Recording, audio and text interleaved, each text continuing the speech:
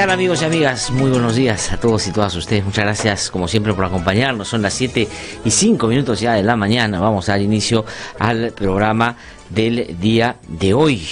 Hoy es, ¿qué es hoy día?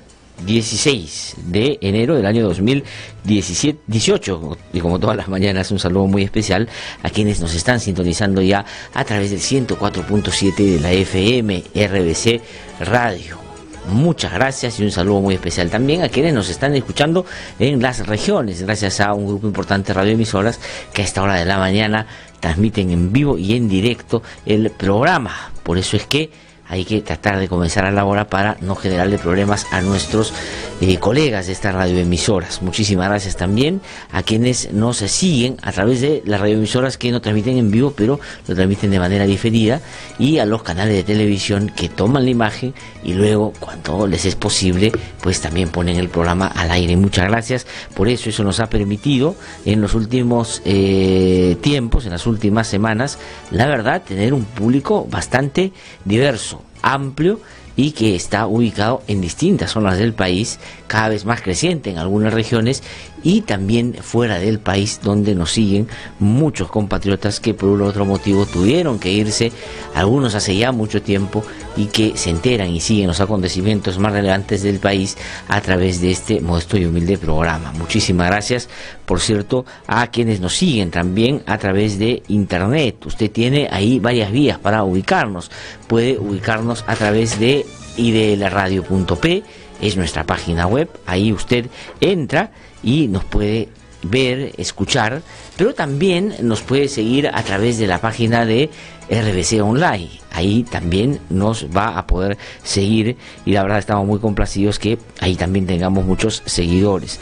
Muchas gracias también a quienes nos siguen a través de las redes sociales, que son muy importantes y que además nos permiten algo que para nosotros es central, que es fundamental: el hecho de que usted pueda comunicarse con nosotros, hacernos llegar su opinión, su comentario, hacernos llegar alguna sugerencia, alguna idea, algo que considere podamos abordar aquí en el programa. Nosotros lo tomamos con mucho interés, lo tomamos con mucha responsabilidad y, digamos, tratamos en lo que va de los programas ir incorporando eso que usted muy amablemente nos hace notar. Muchas gracias por esa participación, que es muy activa, que es muy concreta, que es muy respetuosa, que es fundamental. Y han visto ustedes, frente al crecimiento de las personas que van, al crecimiento del número de las personas que van entrando a nuestras redes a participar directamente en los debates que planteamos, pues hay uno que otro que se va infiltrando y lo que busca es generar determinadas distorsiones o usar adjetivos o insultar, y ustedes muy amablemente saben diferenciarse de esa gente y plantean o tratan de reconducir, cosa que se logra, por supuesto, al debate, donde podemos discrepar. Obviamente este programa no está hecho para que todos piensen como nosotros y ciegamente pues digan, estos señores, este señor tiene la razón. No, al contrario, lo que nosotros queremos es plantear un punto de vista, plantear una perspectiva para que usted, digamos, incorpore algunos elementos a la que usted tiene, y ahí tenga una mirada y un accionar crítico frente a cómo se toman algunas decisiones que tienen que ver con usted, porque estas no son decisiones privadas entre grupos pequeños, son decisiones que se toman y que nos involucran a todos, y lo peor que podemos hacer es someternos sin cuestionar, sobre todo ahí donde vemos algunos niveles de, por supuesto, malos actos, o actos en algunos casos ilegales, para no ponerlo solo en el ámbito ético-moral, que lamentablemente están muy desvinculados del accionar, sobre todo en la política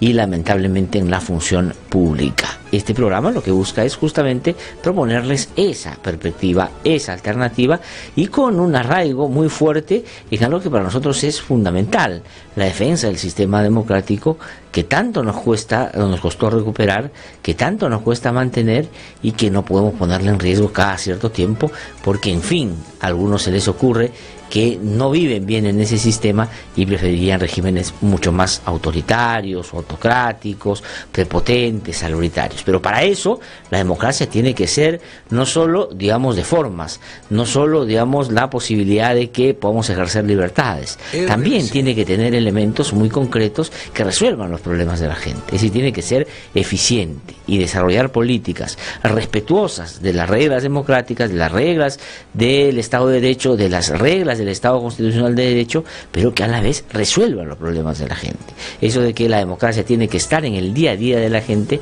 no solo tiene que ser un discurso de campaña, sino que tiene que aproximarse a sus verdaderas dificultades y buscarlas resolver, y resolver bien, ¿no es cierto?, sin discriminación de ningún tipo. Este programa humildemente plantea o promueve justamente eso. Bueno, vamos a comentar algunos temas que nos parecen muy importantes. A mí me parece que el central, y que está directamente vinculado al fujimorismo, no es si Kenji o Keiko se pelean, o si uno le dice al otro estás usando práctica de los 90 y el otro le dice baja el tono, cálmate, no seas tan arbitraria, es hora de colaborar con el país, y uno le dice oye, tú apoyas la corrupción, tú eres vocero de PPK, y el otro le dice pero tus asesores no querían que papá salga de la calle. Es decir, centrar el debate en las idas y venidas de los Fujimori para que uno de ellos sea el candidato del 2021, o para que Alberto Fujimori, que es condenado por graves casos de derechos humanos y de corrupción, sea el que resuelva los problemas de gobernar en el país, realmente es ética, moralmente inaceptable, legalmente inaceptable, y además, después de haberle dado un indulto simulado con la etiqueta de humanitario, pues menos debería Fujimori tratar de meterse en estos asuntos. Si su salud está perjudicada severamente, puede buscar resolverla o ponerle en buen recaudo. Pero sin embargo, todos los medios detrás, que dijo Kenji, que dice esto, que se pelean, que esto, que se rompe la bancada y todo, ¿para qué? Para que el fujimorismo, digamos, sea menos fuerte, digamos, ese lado optimista de quienes creen que eso va a pasar. Y desde el otro lado, digo, desde el gobierno, que creen que una vez que el fujimorismo se parta, esos congresistas le van a dar gobernabilidad a un presidente débil, a un presidente ausente, a un presidente que ya la gente no lo ve como presidente, y un presidente que, digo, ya esto escapa, creo que el análisis político, y requiere de un análisis y de un tratamiento de otra naturaleza, porque no logra entender el presidente Kuczynski la gravedad de lo que se ha producido en el último mes, y sobre todo la manera como él debería corregir su accionar, su relación con otros, y procurar una agenda distinta, no bajo la pantomima esta de la reconciliación, sino de por lo menos un acercamiento sincero a los problemas de la gente. Ayer hubo un incidente cuando estaba él haciendo un recorrido usual que hace el presidente, y una niña se le acercó, digamos, y le preguntó y le dijo, oiga presidente, nosotros no tenemos agua, aquí no hay agua, y usted ofreció que iba a poner agua, ¿cuándo vamos a tener agua? Y él miró hacia el mar y dijo, mira, ahí hay un montón de agua, y en 2 años esa agua la vas a poder tomar, en 2 años traeremos el agua. Para que vean ustedes, el presidente no solo es desubicado en términos políticos, no solo, digamos, tiene una vocación de bonzo en su relación con un fujimorismo que no le va a ser leal, no solo es un presidente que no tiene escrúpulos para tomar decisiones, inclusive en contra de quienes lo llevaron al poder y lo defendieron y evitaron que le dieran la vacancia. Es un presidente que solo piensa en él, y lo que está pensando en él no está vinculado a lo que todos los peruanos creemos es lo mejor para el país.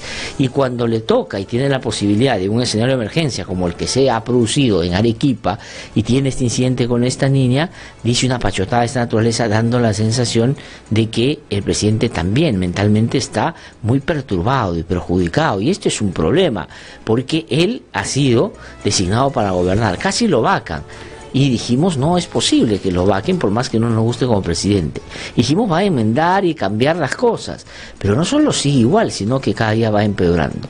Y él, dentro de poco tiempo, no necesariamente por la prepotencia o por la virulencia o por, digamos, la manera agresiva de cómo sus opositores van a tratar de empujarlo para otra vez llevarlo al borde del abismo, él solito está caminando, muy entusiasta además, a un vacío de poder que cada vez, digamos, se empieza a notar a la distancia. Y ese es un problema, no solo para Kuczynski, que digo yo, cada vez es menos relevante en esta historia, sino para el país, que mire dónde nos tiene, no solo, digamos, en términos de que no avanzamos en algunas cosas fundamentales que se supone él iba a mejorar, sino en aquellos que distancian más a la política de la gente y generan indignación, y eso puede traer como resultado después algo que puede ser muy grave y efectivamente incierto para el desarrollo de nuestro país, que a estas alturas, después de haber tenido una época de violencia tan agresiva y brutal de grupos terroristas,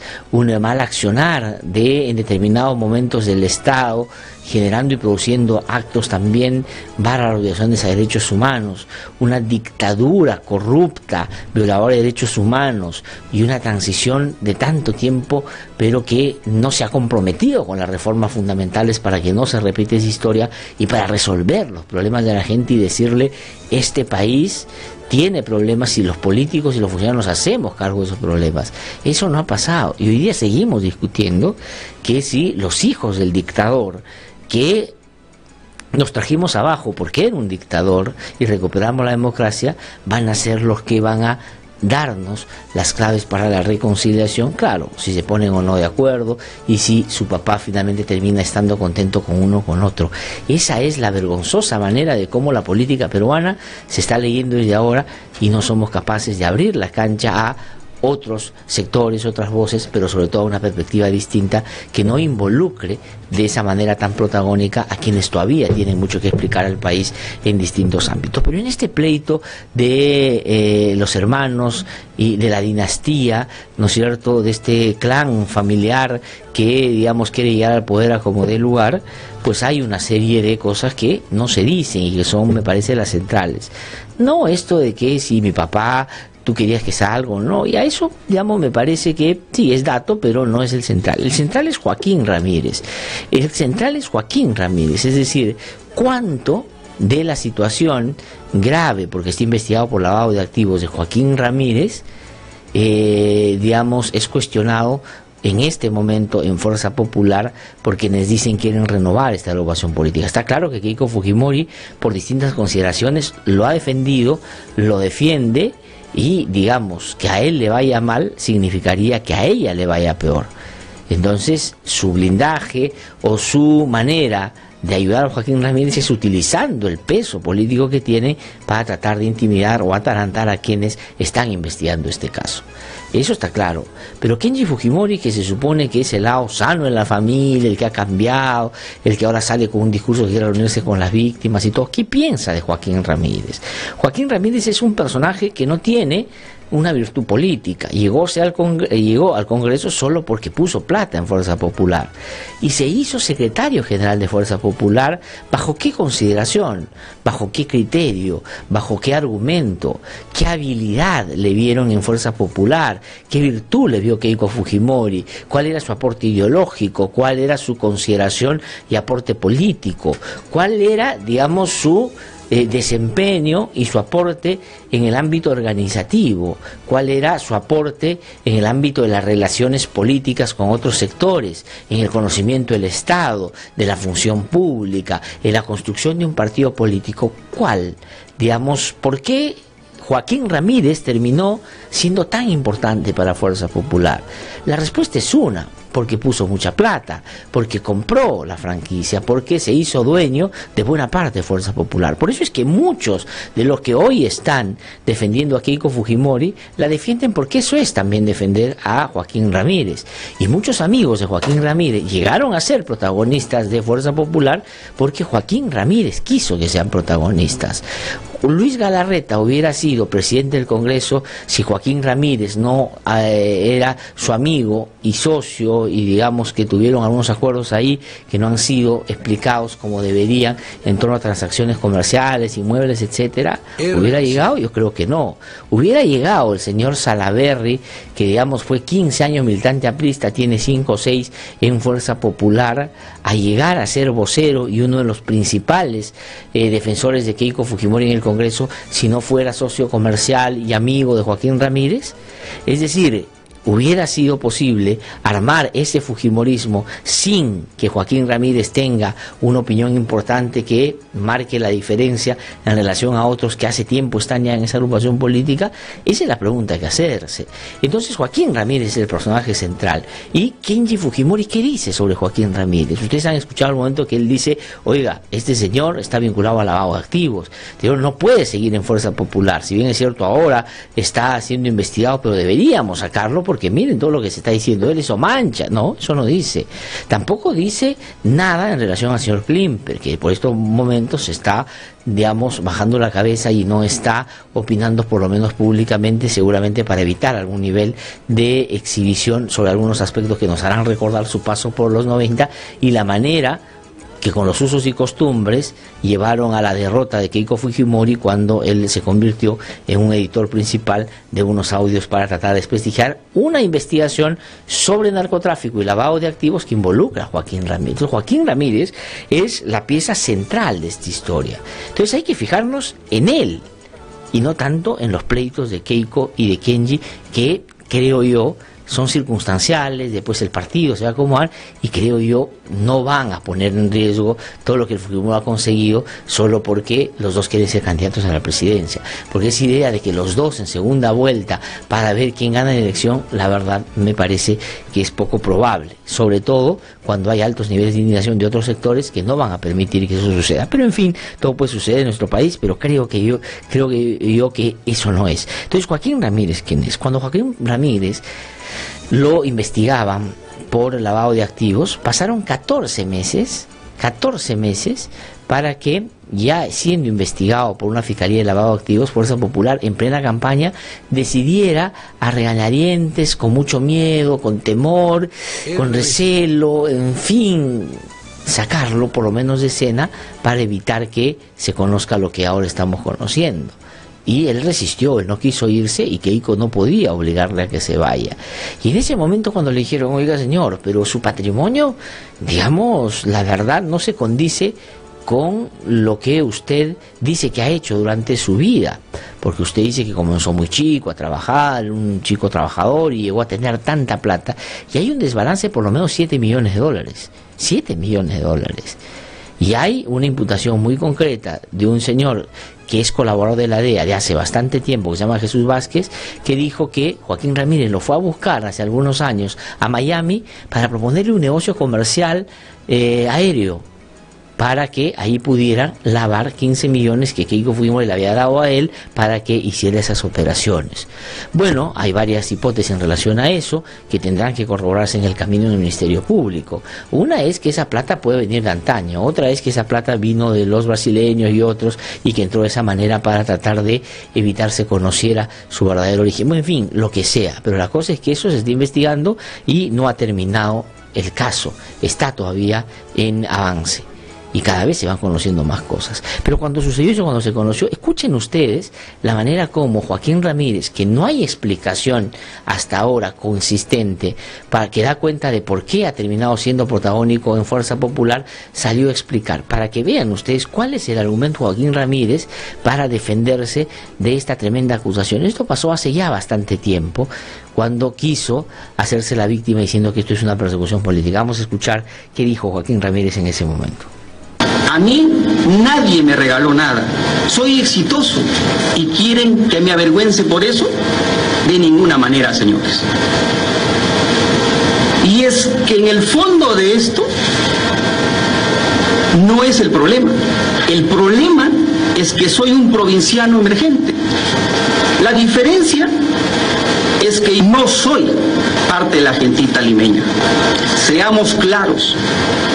Lo que pasa es que soy un cholo con plata. Y para algunos, el cholo con plata solo puede ser narcotraficante o corrupto. Eso es prejuzgar. Soy un cholo chambeador y lo digo con mucho orgullo. Bueno, un cholo con plata y quiere victimizarse diciendo que esto es un acto de discriminación porque no es de la gentita limeña. Patética la respuesta a las acusaciones muy concretas de lavado de activos. Los cholos con plata tienen, por supuesto, todo el derecho de hacerla y todos, si son exitosos, pues por supuesto hay que saludar y felicitar, porque de eso se trata el progreso, no solo personal y familiar de quienes lo consiguen, sino del país. Pero no todos los que tienen esa condición tienen un desbalance de 7 millones. Es decir, aquí el señor dice que a él, por un asunto de discriminación, lo están tratando de perseguir, pero no dice que hay 7 millones que no ha podido explicar. Y cuando le pidieron los documentos de las empresas, los documentos contables, o qué casualidad se le perdieron en un taxi. Argumento similar que utilizó el señor Salaverry cuando su deuda con la SUNAT, cuando tenía una empresa que llevaba sus siglas, ¿no es cierto?, le debía cerca de 1 millón de soles a la SUNAT, y cuando tenía que explicar eso, también se le perdió en el taxi todos los documentos. Entonces, no solo tienen amistad, no solo comportan y tienen vínculos comerciales, sino comparten argumentos de defensa frente a graves casos en los que, por un lado, no se ha pagado impuestos y por otro lado, hay un desbalance de tanta plata. Es decir, ¿por qué Joaquín Ramírez no es, si el fujimorismo quisiera sincerar y cambiar, y Kenji es una versión novedosa que no tranza con nadie, debería ser objeto central de cuestionamiento? Pero no se dice absolutamente nada, ni siquiera ahora que se está empezando a hablar nuevamente el caso a propósito de estas denuncias que han habido de que quieren acallar al principal testigo que ha dado información sobre este tema. Ese es Joaquín Ramírez. Entonces, eso es lo que hay que preguntarnos. ¿Por qué es tan importante en Fuerza Popular? ¿Por qué nadie lo toca en Fuerza Popular? ¿Por qué Kenji no toca a Joaquín Ramírez? ¿Por qué Alberto Fujimori nunca ha dicho nada contra Joaquín Ramírez? ¿Y por qué todos se alinean detrás de Joaquín Ramírez? Ahora se pide una comisión investigadora en el Congreso para que investigue ese caso, y no va a haber nada, por supuesto, nada, no va a salir, porque hay un blindaje serio de todas las personas que están vinculadas al fujimorismo frente a Joaquín Ramírez, porque él es muy poderoso ahí. Entonces, vamos a salir de Joaquín Ramírez y repasar un ratito otros temas. El día domingo yo no había tenido la posibilidad de escuchar toda la entrevista, pero Kenji Fujimori habló de reunirse con las víctimas y dijo que hay que reunirse con ella, hay que hacer catarsis y en fin, pero eso lo voy a poner en un ratito. Pero ayer escuché al ministro de Salud, ¿no es cierto?, que acaba de ser nombrado, que es un señor Abel Salinas, ¿no?, aprista, militante aprista, y que le preguntaron, como era obvio, sobre el indulto a Alberto Fujimori y la base médica, es decir, técnica, el sustento médico que finalmente llevó a tomar esa decisión. Y escuchen lo que dice, y claro, ahora todos los ministros que han sido nombrados van con un pedido, digamos, que va claramente en su contrato. Si te preguntan sobre el indulto, di que todo estuvo bien y que tú no vas a hacer nada para mínimamente cuestionarlo. Entonces, después de que han aceptado esa cláusula en su contrato, los señores han sido contratados para ocupar las carteras que tienen. El señor Salinas dijo ayer esto, siendo ministro de Salud, sobre el indulto a Alberto Fujimori. Vamos a escuchar. Lo he revisado lo que está en la prensa, no sé cómo se produjo y la verdad que he preferido no revisarlo porque no tengo ese espíritu de volver hacia atrás de esa manera. Prefiero encontrar los encantos que me puede dar y la satisfacción de servir al pueblo. O sea, dice que no tiene el espíritu de revisar eso y lo que quiere, no quiere volver atrás, o sea, digamos, como si se pudiera volver adelante, pero en fin, volver atrás no quiere, porque dice él más bien quiere servir al país y entender que el encargo ha sido para servir al país. Bueno, ahí está, pues, el tipo de ministros, el tipo de personajes que son los únicos que le han podido aceptar al señor Kuczynski la posibilidad de integrar un gabinete, que sean así. Es decir, que simplemente sean personajes, digamos, sin seguramente haber imaginado en su vida poder llegar a un cargo de esa naturaleza, después de, por supuesto, de por lo menos 10 consultas previas a otros que no aceptaron, pero me da la impresión de que el señor Salinas sí, bajo esta consideración también, de que sencillamente se haga iba a decir una lisura, pero que se haga el desentendido frente a un asunto tan grave como este indulto mal dado, que va a ser revertido. Y hay otra cosa sobre el indulto también que es muy importante decir. La Corte Interamericana ha pedido al Ministerio de Justicia que dé el expediente sobre cómo se hizo el indulto. Y el señor Enrique Mendoza no solo le ha negado a la Defensoría del Pueblo dar esa información, es decir, la Defensoría ha dicho, a ver, pásame toda la información. Miren, imagínense, si a la Defensoría de Walter Gutiérrez se preocupa por el indulto y a él no le quieren dar la información, Ya imagínense lo terrible que va a haber sido eso y lo mal dado que esté ese indulto para que inclusive no quieran darle a alguien que claramente ha estado vinculado a los fujimoristas porque lo pusieron a la Defensoría del Pueblo y menos a la Corte Interamericana. Entonces hay ahí un elemento que da cuenta ya clarísimo de que esto va a ser un revés para el Estado peruano en Costa Rica, y no porque, digamos, como dicen, el reputado internacionalista Francisco Tudela, vicepresidente Fujimori, después de que se conoció absolutamente todos los casos de corrupción, de que la Corte está integrada por gente que, la verdad, tiene una ideología que quiere perjudicar al Estado peruano como siempre lo ha hecho. No. Va a perder el Estado peruano y va a ser una vergüenza porque, además, no solo hicieron mal todo el indulto, a cambio de una negociación, en medio de una negociación política, sino por estas maneras, la verdad, poco transparentes de cómo han actuado cuando instituciones internas inclusive han pedido la información para revisarla. Entonces ahí tienen un problema y hay un revés, ya creo yo, inicial de cómo se va a llegar a la Corte Interamericana de Derechos Humanos. Pero eso sobre el indulto. Pero Kenji Fujimori ha dicho que él pudiera reunirse con las víctimas de Barrios Altos y de la Cantuta, pero escuchen ustedes la manera como lo plantea. Vamos a escuchar. Si es un requisito indispensable para lograr esa reconciliación, sentarnos con los deudos de Cantuta y Barrios Altos y poder hacer un proceso de catarsis de manera sincera, con la mano al pecho, en el corazón, yo, por supuesto, estoy dispuesto a hacerlo. O sea, este señor dice que él estaría dispuesto a hacerlo para hacer una catarsis con la mano en el corazón. A ver, hasta estoy imaginándome cómo sería la imagen, ¿no es cierto? Los deudos de la Cantuta, que lucharon tanto, los acusaron de terroristas, caminaron solos, los maltrataron,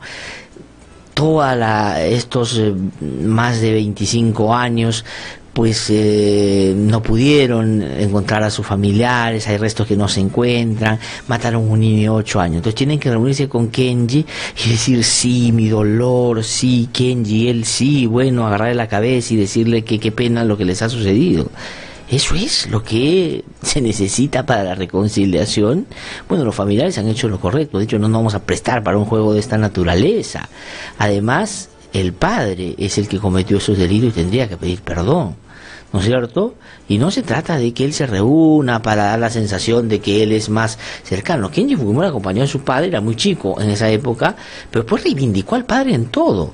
Y si ustedes no creen que eso pasó, vamos a escuchar lo que Kenji Fujimori repetía en 2009, 2010, 2011, 2013, en los últimos 2 procesos electorales en los que él participó como candidato a congresista y que fue elegido básicamente porque es hijo de Alberto Fujimori. Pero vamos a escuchar lo que decía, o sea, ¿a quién escuchamos? Al Kenji Fujimori, que ahora dice que él estaría dispuesto a reunirse para hacer una catarsis con los familiares, o a este que decía que cuando camina por la calle, a Keiko, estamos hablando del 2011, por supuesto, Keiko, le dicen Keiko presidente y el chino inocente. Vamos a escuchar a ver cómo decía Kenji Fujimori en esa época para ver si él está realmente convencido de que no solo hay que pedir perdón, sino que claramente su padre cometió las barbaridades por las cuales ha sido condenado, respetando el debido proceso en una democracia. Vamos a escuchar a Kenji Fujimori. Keiko presidente, eso lo he escuchado a nivel nacional. Yo que he estado viajando a todos los departamentos del Perú por los motivos de recolección de firmas, siempre he escuchado Keiko presidente, chino inocente. Yo les aseguro de que Keiko Fujimori, con el apoyo de todos ustedes, va a llegar a Palacio de Gobierno. Bueno, felizmente no pasó y no llegó, porque imagínense ustedes qué hubiera pasado si Keiko ganaba con la manera o después de haberlos visto cómo actuaban en el Congreso de la República cuando obtuvieron la mayoría. Pero dice que él escuchaba que decían Keiko presidente. Ahora él ya no escucha eso, ahora hay gente que le está alentando a él diciendo que él tiene que ser el candidato. Pero él siempre ha dicho que su padre es inocente. Entonces, ¿cómo te vas a reunir con las víctimas para hacer catarsis si no has hecho lo que, digamos, en primer orden hay que hacer? Reconocer que tu padre es un delincuente. ¿Por qué lo dice la gente? No, porque lo ha dicho la justicia y por eso ha sido condenado. Entonces, si no reconoces la justicia, porque Kenji no la ha reconocido y tampoco Alberto la ha reconocido, pues entonces, ¿para qué diablos va a servir que te reúnas? ¿A qué? Para generar un show y que después salgas un anime o saques una figurita por ahí diciendo que ya el país está reconciliado. ¿Para eso? Realmente esto es a mí me parece que es una afrenta. Y no como algunos dicen, bueno, por lo menos un Fujimori que dice que lo haría. Pero primero que reconozca, o sea, que diga, yo me reúno con las víctimas, porque asumo plenamente que la justicia hizo bien y que mi padre cometió esos graves delitos. Y asumiendo y admitiendo que eso es así, pues te reúnes y le dices a tu padre que pida perdón también. Pero no lo va a hacer, pura finta, ¿no es cierto?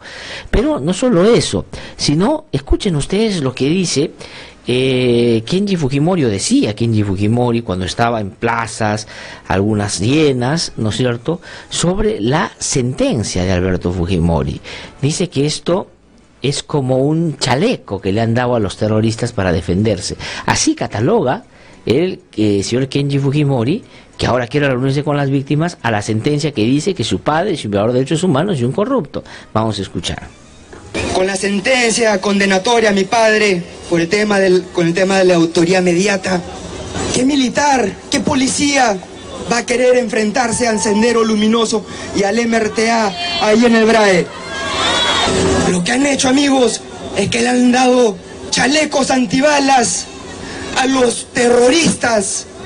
Y eso no lo vamos a permitir. Eso es un insulto total para nuestras Fuerzas Armadas, nuestra Policía Nacional y sobre todo para nuestras rondas campesinas, que también pusieron sus pechos para poder pacificar el país en la costa, en la sierra y en la selva. Ajá. O sea, dice que la sentencia a Alberto Fujimori, ¿no es cierto?, es un chaleco antibalas a los terroristas para evitar que los militares los combatan, ¿no es cierto? Entonces, ¿cómo una persona que cree que esa sentencia, donde dice que su padre es violador de derechos humanos y que es corrupto, ¿no es cierto?, y donde dice que cometió los graves casos de La Cantuta y Barrios Altos, muerte y desaparición de 9 estudiantes y un profesor, y la muerte de personas en Barrios Altos donde había un niño de 8 años, si no reconoce, cree que eso se hizo para dar como chaleco antibalas a los terroristas, entonces ¿qué sirve? ¿Para qué se va a reunir con las víctimas? No entiendo. Entonces hay que tener mucho cuidado, porque esto es pura publicidad, es puro Photoshop, es pura propaganda. Es decir, a Kenji Fujimori tiene un señor que se llama Jorge Morelli, que le ha dado, digamos, un rollo y una línea política de accionar, y Alexei Toledo, que le hace toda la parte, digamos, de publicidad. Y con otros que, por supuesto, entiendo, tienen un equipo grande que le hace toda la campaña en los medios y tiene muy buena relación con algunos de ellos que lo ponen en categoría y en condición de, claro, el personaje que va a resolver los problemas del Perú, en tanto siempre proteja y reivindique a su padre sin reconocer que es un delincuente. Ese es Kenji Fujimori. Entonces hay que tener muchísimo cuidado con eso y no, digamos, alentar o alegrarse y creer de que hay alguna novedad ahí. Están peleados, pero están peleados para ver quién maneja el partido, no para que el partido sea mejor, sino para que lleguen al poder y sin duda ahí van a hacer lo único que saben hacer, trampa, como ha hecho Alberto Fujimori con Kenji Fujimori en su alianza con Pedro Pablo Kuczynski para sacar de la cárcel a este delincuente. Así de sencillo. Son las 7:36 de la mañana. Voy a una pausa, regreso un instante. Soy Glatzer Tuesta y como todos los días voy a tener el honor de estar con ustedes esta mañana. Soy Carolina Ollague, hermana de Dora Ollague, estudiante de la Universidad Nacional Enrique Guzmán y Valle, La Cantuta. Ella fue detenida, desaparecida, torturada y ejecutada extrajudicialmente la madrugada del 18 de julio de 1992 por el Destacamento Colina, el grupo armado dirigido por el expresidente Alberto Fujimori, quien hoy está preso por los crímenes cometidos. El indulto es un insulto. En los últimos 10 años han matado a 137 defensores de derechos humanos y otros 835 están siendo procesados.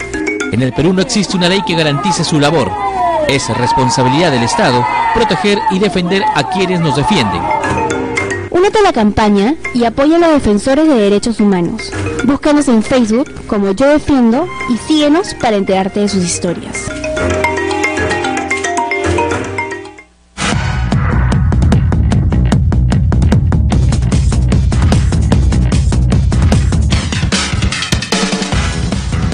Son las 7:37 de la mañana, estamos de vuelta aquí en No Hay Derecho y vamos a hacer nuestro recorrido por las regiones. Esto es posible gracias a la Red Nacional de IDL Radio. Nos vamos a ir a Ayacucho. Mario Zenita Goya está allá con información. Mario, ¿cómo estás? Muy buenos días. Muy buenos días, gracias. Nuestros cordiales saludos aquí desde la ciudad de Ayacucho para la gran red de IDL Radio. Esta es nuestra información. A consecuencia del sismo producido en la ciudad de Arequipa este último domingo, las provincias del sur, igualmente del departamento de Ayacucho, que limitan con la Ciudad Blanca, han sufrido también las consecuencias de este movimiento telúrico, como son Lucana, Parinacocha, Vitaucar, de Sarazara, y señalando que hay un total de 336 familias damnificadas. Menos mal que no hay ninguna pérdida de vida humana. El Centro de Operaciones COER, de Defensa Civil de la ciudad de Ayacucho, a través de su sistema de plataforma, ha efectuado desde el primer momento la ayuda respectiva y monitoreo de dichos lugares. Se han instalado carpas provisionales y la entrega de alimentos a los damnificados cuyas viviendas han sido declarados no habitables. Desde la ciudad de Ayacucho reportó Mario Zenita Goya. Muchísimas gracias, Mario, por esa información que viene desde Ayacucho. Vamos a irnos a otra zona del país, esta vez a Casma, en la región Ancash. Aldo Mesa con la información. Aldo, ¿cómo estás? Muy buenos días.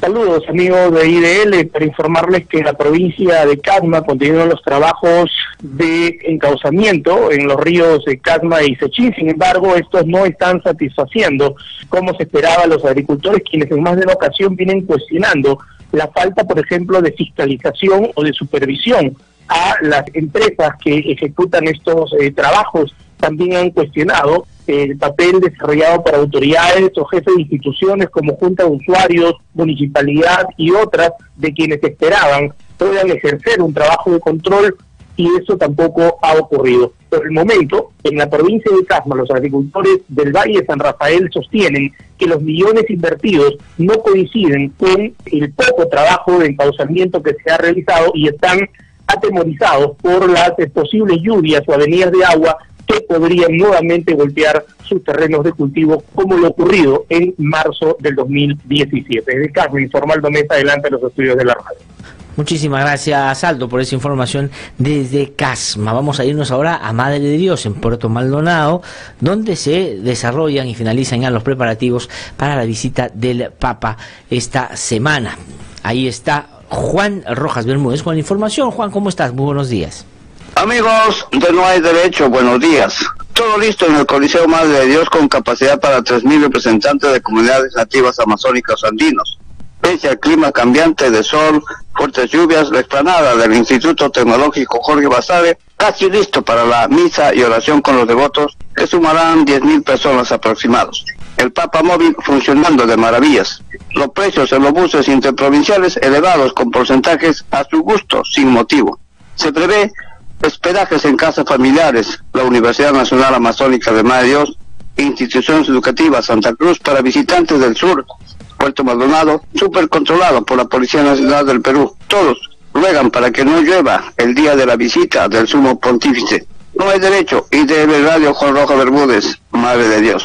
Muchísimas gracias, Juan, por esa información desde Puerto Maldonado en Madre de Dios. Voy a ir a una pausa, regreso en un instante porque voy a conversar con Rosa Mavila, que como ustedes saben, recordarán, fue congresista de la República y presidió una comisión muy importante que lo que buscaba era profundizar en algo que hace bastante tiempo suena y suena fuerte. Esto que se podría constituir en la narcopolítica, es decir, los vínculos del narcotráfico con la política y quienes a través de la política llegan a ejercer algunos cargos públicos. Así que ya regresamos. Para estar siempre informado de lo que sucede en lo político, en lo social. Para escuchar voces independientes y no siempre lo mismo. Para saber de lo que nadie se atreve a denunciar. www.idlradio.pe Con análisis de verdad. www.idlradio.pe es la renovada página web a la que usted debe ingresar. Información, análisis y debate. www.idlradio.pe es una producción del Instituto de Defensa Legal. RBC 104.7, la otra forma de vivir.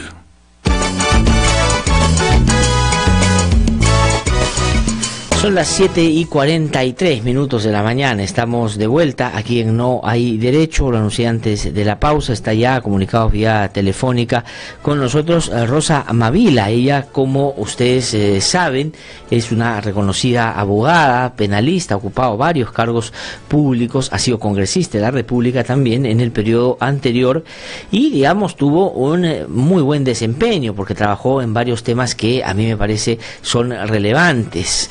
Pero le hemos invitado y le hemos convocado para hablar sobre un encargo en particular que ella tuvo y que desarrolló, digamos, con mucha diligencia y profundidad. Y es que en el Congreso se decidió, pues, investigar los vínculos de del narcotráfico con la política y, digamos, después de inicialmente recoger alguna información y después procesarla, pues determinaron que no solo es muy intenso, muy profundo, sino, la verdad, bastante continuado, bastante o permanente. Ella nos va a contar un poco esa historia y después vamos a hablar, por supuesto, aprovechando en esta conversación, del caso de Joaquín Ramírez, que fue uno de los temas que abordaron ahí con bastante profundidad. Doctora Rosa Mavila, es un gusto saludarla, muy buenos días. Lo mismo digo, Glatzer, es un gusto también saludarte. No, muchísimas gracias más bien por atendernos. Bueno, yo quisiera que le recuerden a nuestros oyentes, no solo el encargo, sino, digamos, en términos generales, cuál es ese vínculo que lograron determinar ustedes a través de la aproximación a casos muy concretos donde se evidencia este vínculo. Y después quisiera particularmente preguntarle por el caso de Joaquín Ramírez, que es un personaje que hoy está otra vez en discusión a propósito de que se ha conocido, por lo menos es la información que ha salido, de que estaría siendo uno de los testigos que, digamos, ha sido fundamental para iniciar este caso, como chantajeado, ha tratado de ser comprado, y su abogado de este personaje, que, digamos, es un colaborador de la DEA, ha dicho que hay por lo menos 40 audios más. Solo se ha conocido uno que se ha escuchado hoy en el Ministerio Público, pero de eso le voy a preguntar en un ratito. Pero ¿cuál es lo que encontraron? ¿Cuáles fueron los hallazgos? Bueno, en primer lugar encontramos que la infiltración del narcotráfico estaba en todos los niveles de actuación del Estado. RBC. Hablamos de que en algunos escenarios había incluso control territorial de personas que en realidad usaban la práctica de ser autoridad para obtener ventajas para la penetración del PIB en las escalas local y regional. Vimos también características comunes a nivel local y regional, como la diversificación empresarial, como la importancia de las regiones intermedias de Pasto. Hablamos también del uso de topos o infiltrados en el Estado. Hablamos también de una normatividad difusa, la que obviamente se ha confirmado en el último periodo con la oposición del Congreso a la exigencia de que los órganos de control, en concreto la OMPE, solicite la información del financiamiento de las agrupaciones políticas durante los procesos electorales. Entonces vamos a ir a elecciones regionales y provinciales, donde la OMPE no puede solicitar durante los procesos electorales la procedencia de la información, cuando es justamente en ese estadio en donde la penetración ilícita del financiamiento vinculado al narcotráfico se formaliza, ¿no? De acuerdo. Esta presencia en procesos electorales está con la intención de asegurar sus intereses de producción, traslado, exportación de drogas o también lavado de activos, ¿no? Sí, doctora Rosa Mavila, pero, digamos, el sentido común nos llevaría a pensar de que si en el último proceso electoral, sobre todo en la segunda vuelta, el eje de la discusión y de la discrepancia entre el entonces candidato Pedro Pablo Kuczynski y Keiko Fujimori, candidata del fujimorismo, era, por un lado, el retorno a los 90 o la constitución de un narcoestado, y por otro lado la contención para evitar que eso sucediera, lo lógico sería pensar que una vez que se evitó a través de la llegada de Pedro Pablo Kuczynski al gobierno, que el narcoestado no llegue, se iban a hacer cosas importantes para que lo que usted nos acaba de contar empiece a tener reveses serios. ¿Eso ha pasado o no? No, definitivamente ¿Por qué? No ha pasado. Yo estoy profundamente, ¿cómo le puedo decir? Con pérdida de expectativa en el actual gobierno, ¿no? Es que en realidad PPK, como dicen algunos políticos, fue una creación precipitada del antifujimorismo para enfrentar a Keiko Fujimori en la segunda vuelta. Pero habría que ver si PPK representaba esta orientación de lucha contra el narcotráfico y contra el lavado de activos con plena coherencia, o simplemente no ha querido entrar a dar esa pelea, ¿no? Mire, de hecho, los lavadores de activos han tenido incluso alguna incidencia en debates judiciales, ¿no? Una fiscal coordinadora de los entes contra el lavado de activos en la Comisión de Narcopolítica ya nos adelantaba el riesgo de una corriente de opinión que planteaba que primero tenía que haber condena condenatoria de tráfico de drogas para poder investigar por lavado de activos, lo que después se debatió en el Poder Judicial, primando felizmente la orientación hegemónica en el sentido de que son delitos autónomos y que no se requiere el diligenciamiento condenatorio de un delito para investigar el otro. Sin duda. Y yo le digo que estos poderes soterrados existen en todos los niveles del Estado y a mi juicio no se está enfrentando con claridad, transparencia y convicción los efectos del narcotráfico y del lavado de activos en el país. Sí. Ahora, doctora Rosa Mamila, me permite esta última reflexión que usted hace para nosotros esta mañana, preguntarle por un caso concreto, porque todo lo que pasó en la Corte Suprema hace no mucho, el año pasado, hacia final del año pasado, es que, digamos, una sala penal, la segunda sala penal, me parece, de la Corte Suprema, sacó una casación, sacó una sentencia, exigiendo justamente esto que usted acaba de decir, que el delito precedente tenía que probarse para poder entrar a investigar y profundizar en responsabilidades en el caso de lavado de activos, lo que iba en el sentido contrario a la propia jurisprudencia de la Corte Suprema. Pero eso generó que en la Corte Suprema hubiese un pleno casatorio y que más bien se revirtiera eso. Pero entre la vigencia de la sentencia de la segunda sala penal y ese pleno casatorio, una fiscal archivó el caso de Joaquín Ramírez bajo ese argumento, que, digamos, no se ha aprobado y, digamos, una serie de otros elementos. Por eso le pregunto sobre Joaquín Ramírez, ahora que se habla nuevamente de él. ¿Qué cosa averiguó, indagó, encontró la comisión que usted presidió sobre este particular político en ese momento, pero que está todavía muy vinculado, por cierto, al fujimorismo? Mire, es curioso que durante la vigencia de la comisión mandamos hasta en 2 oportunidades, hasta 3 creo, no recuerdo bien, la solicitud a la fiscal Sara Vidal sobre el estado de la investigación a Joaquín Ramírez. Y la respuesta que nos dio es que la investigación era absolutamente reservada. Y eso se correlacionó con el debate en el mismo seno de la comisión, que hizo que, sobre todo, congresistas como representantes del Fujimorato plantearan que no se podía investigar a congresistas. Lo que es evidente, oiga, es que la actuación de la Fiscalía ahora felizmente ha variado en 360 grados, ¿no?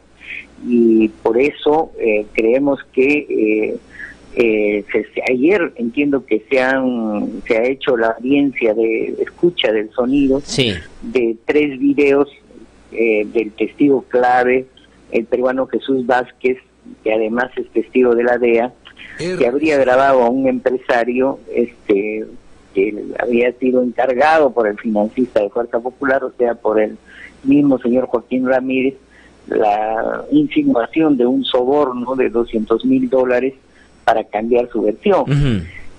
A través de su abogado, entiendo que el doctor Miro Díaz, ha mandado copia de esta versión y ha señalado que hay muchos más. 40 audios más. ¿No? Sí. 40 audios más.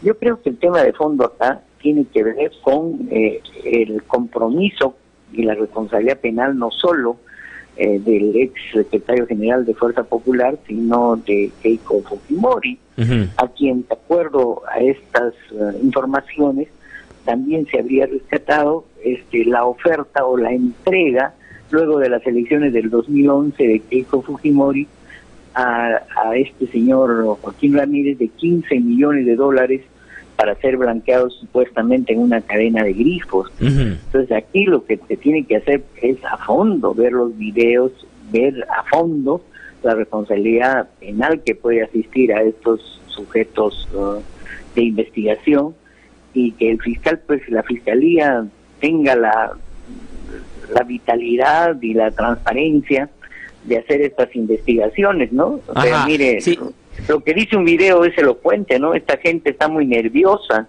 están ofreciendo 200,000 libros para ti, libros.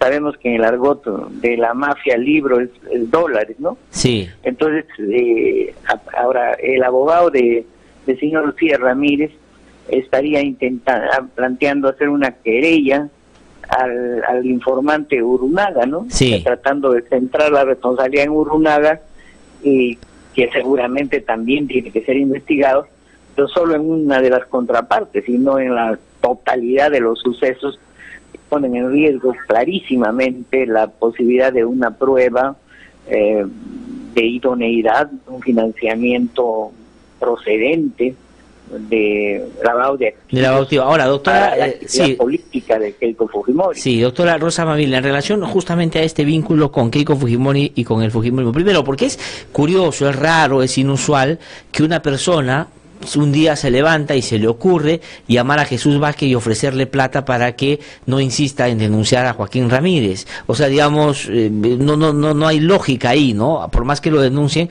se tiene que investigar, por supuesto, y ver de dónde viene. Daría la impresión de que fue a pedido de alguien muy concretamente. Pero quisiera que usted nos recordara cuál fue la actitud y el comportamiento en ese momento del fujimorismo con Keiko Fujimori y su bancada en el Congreso de la República en relación al caso Joaquín Ramírez. Usted nos ha hablado de cómo el Ministerio Público se negaba a dar información y no colaboraba, pero el fujimorismo, en ese momento estaba Keiko y estaba Kenji Fujimori, no, Keiko Fujimori no estaba, pero estaba Kenji Fujimori como congresista.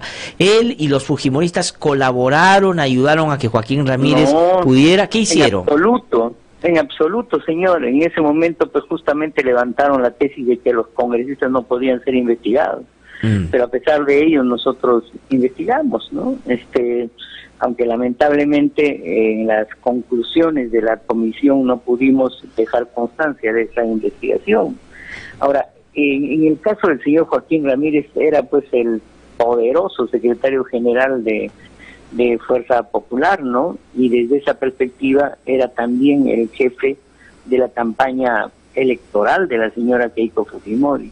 Dicho sea de paso, la señora Keiko Fujimori ya ha tenido algunos incidentes que no fueron materia de investigación plena, que la vinculan a sucesos en relación a droga, ¿no? Por ejemplo, su intermediación para la libertad de las hijas del narcotraficante llamado Oyuco, ¿no? Claro. ¿No? Y que evidentemente hacían ver que ella es capaz, ¿no?, de intervenir en una mediación al Poder Judicial, que en ese tiempo estaba dominado por el fujimorismo,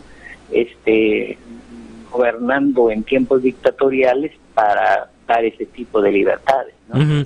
Y en el caso particular de Kenji Fujimori, porque a mí, digamos, ahora que se plantea una pelea, una disputa, unas diferencias importantes entre Kenji y Keiko Fujimori, pero digamos, esa diferencia no incorpora a Joaquín Ramírez, porque... no, señor, pero en el caso individual de Kenji Fujimori... Eso le quería preguntar, sí. Ha estado absolutamente claro el tema del IMASA, ¿no? Exactamente, eso le quería preguntar. El socio de Kenji Fujimori es una persona que fue procesada por drogas, ¿no? Y se hallaron importantes aliños de droga en la empresa que era de propiedad del socio y de Kenji Fujimori, que es la IMASA, ¿no? Entonces, estos vínculos con droga, con traslado, con aliño, con financiamiento, en fin, nunca han sido investigados a plenitud, ¿no? Porque evidentemente el escenario político era conciliatorio, y me atrevería a decir que continúa tal vez siéndolos, salvo una actividad innovadora que últimamente están teniendo en el Ministerio Público. Sí, no, eso le quería preguntar justamente, ¿no? Porque Kenji Fujimori también está inmerso en una investigación que tiene que ver con el tráfico de drogas, porque encontraron 100 kilos de droga en uno de los almacenes que tenía justamente en el Callao. Pero ahora, a propósito de todo lo que se discute sobre esta investigación en concreto y Fuerza Popular y las diferencias que hay entre los dos hermanos, la pregunta sobre Joaquín Ramírez, digamos, en relación a esto es: ¿cuál considera usted, no solo por la investigación que hizo en esta comisión, sino porque estaba en el Congreso y conoció el accionar del fujimorismo, cuál es, digamos, la virtud de Joaquín Ramírez para haber llegado a eso que usted ha mencionado también al comienzo con sorpresa, secretario general de un partido sin ninguna trayectoria política y ninguna habilidad, por lo menos, que se le nota, ¿no es cierto?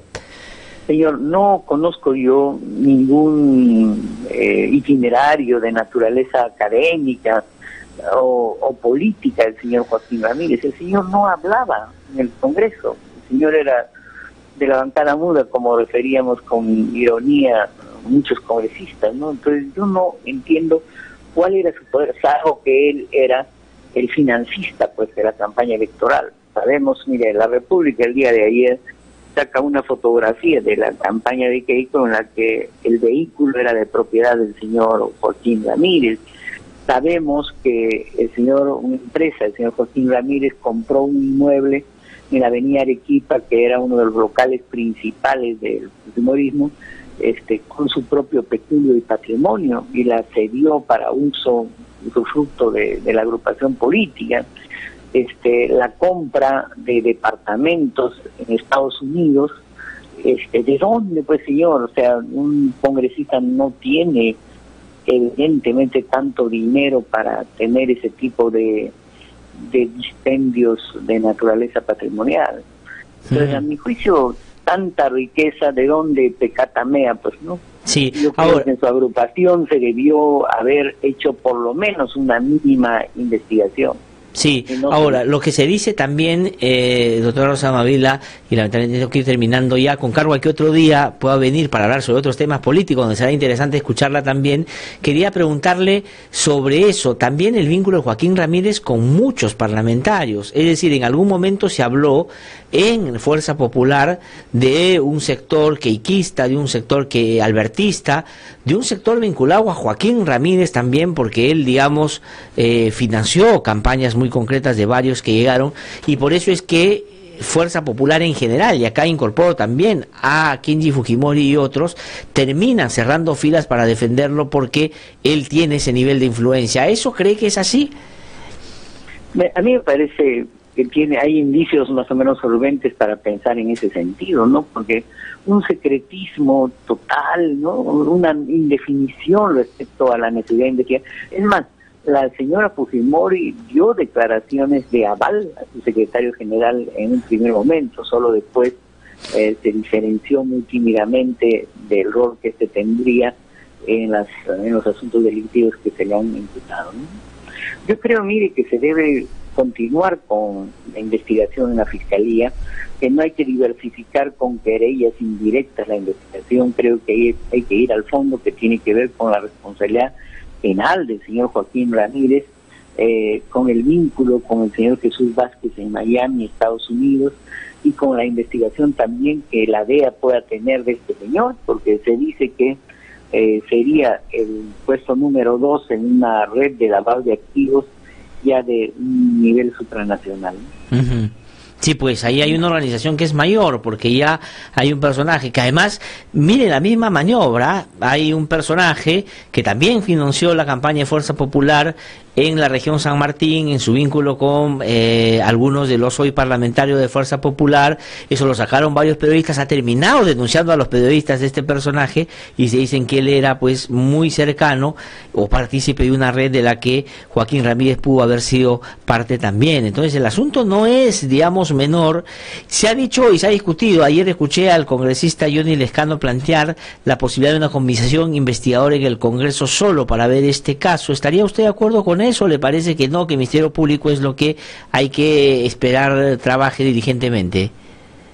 Yo optaría por el Ministerio Público. Las últimas comisiones que se han dado en el Congreso, francamente, sin desconocer el trabajo perseverante del congresista Lescano, no han dado mayor resultado, ¿no?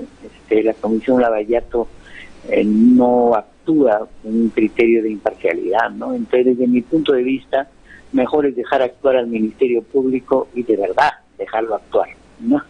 Porque también hay operadores en el frente penal orientados a diversificar este tipo de investigatorias que debe centrarse, ¿no? Debe centrarse en lo que es el fin principal de la investigación penal.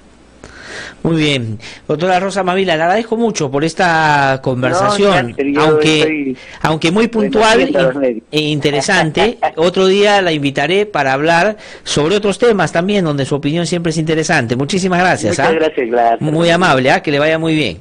Ha sido Rosa Mavila, entonces, que ha conversado con nosotros. Hay que recordar que ella presidió la comisión que se llamó Comisión Investigadora de Narcopolítica en el Congreso de la República. Encontró varios vínculos serios entre autoridades y políticos con el narcotráfico, y uno de los personajes que, por cierto, investigó fue Joaquín Ramírez.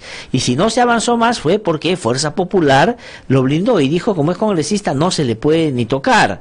Y en eso Kenji no se diferenciaba de Keiko, como no se diferencia Kenji de Keiko ahora cuando Joaquín Ramírez otra vez sale a la luz. Y también nos ha hecho recordar que Kenji Fujimori también fue sometido a esta investigación porque se encontraron 100 kilos de cocaína en uno de los almacenes que tiene su empresa en el Callao, y tiene un socio vinculado a investigaciones por narcotráfico. Claro, sobre esos no se van a pelear porque finalmente parecería que eso los une, ¿no? Vamos a una pausa, regresamos en un instante, estamos aquí en No Hay Derecho. Mi nombre es Huber Flores, soy de la comunidad indígena Santa Clara de Chuña. Venimos luchando hace más de 3 años para que se nos reconozca el derecho a nuestros territorios ancestrales, que la empresa de palma aceitera y los traficantes de tierra nos quieren quitar. Ya han matado a 6 campesinos y quemado mi casa, mi familia, mi comunidad, y nuestros dirigentes venimos siendo amenazados. Durante la última década han matado a 137 y 835 están siendo enjuiciados por defender sus derechos. Únete a la campaña Yo Defiendo y apoya a quienes, como Uber, defienden su derecho a la vida y a su tierra. Para estar siempre informado de lo que sucede en lo político, en lo social. Para escuchar voces independientes y no siempre lo mismo. Para saber de lo que nadie se atreve a denunciar. www.idlradio.pe. Con análisis de verdad. www.idlradio.pe es la renovada página web a la que usted debe ingresar. Información, análisis y debate. www.idlradio.pe es una producción del Instituto de Defensa Legal. RBC 104.7, la otra forma de vivir.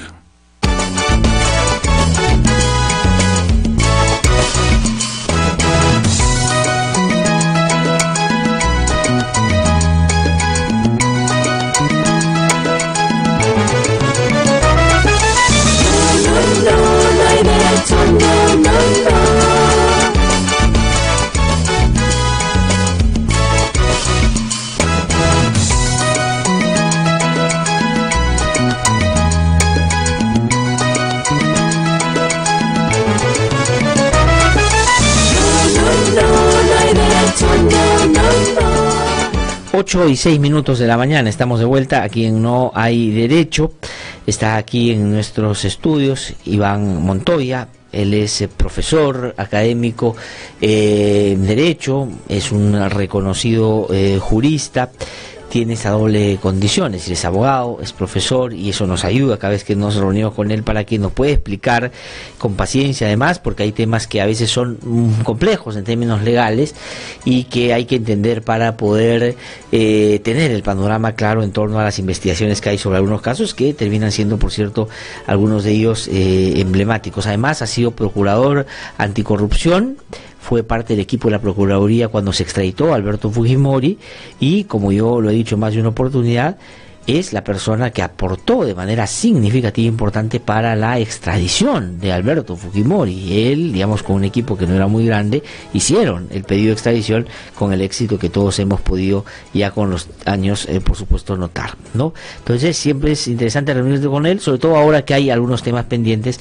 vinculados a Fujimori y a esa extradición y a esos casos, y otros vinculados a corrupción más actual. Además es asesor de él y de PUC, que es una institución muy importante que trabaja estos temas y otros que son muy relevantes. Doctor Iván Montoya, es un gusto saludarlo. Muy buenos días. Gracias por tus palabras, Glatzer, y por la invitación también. No, al contrario, gracias por venir.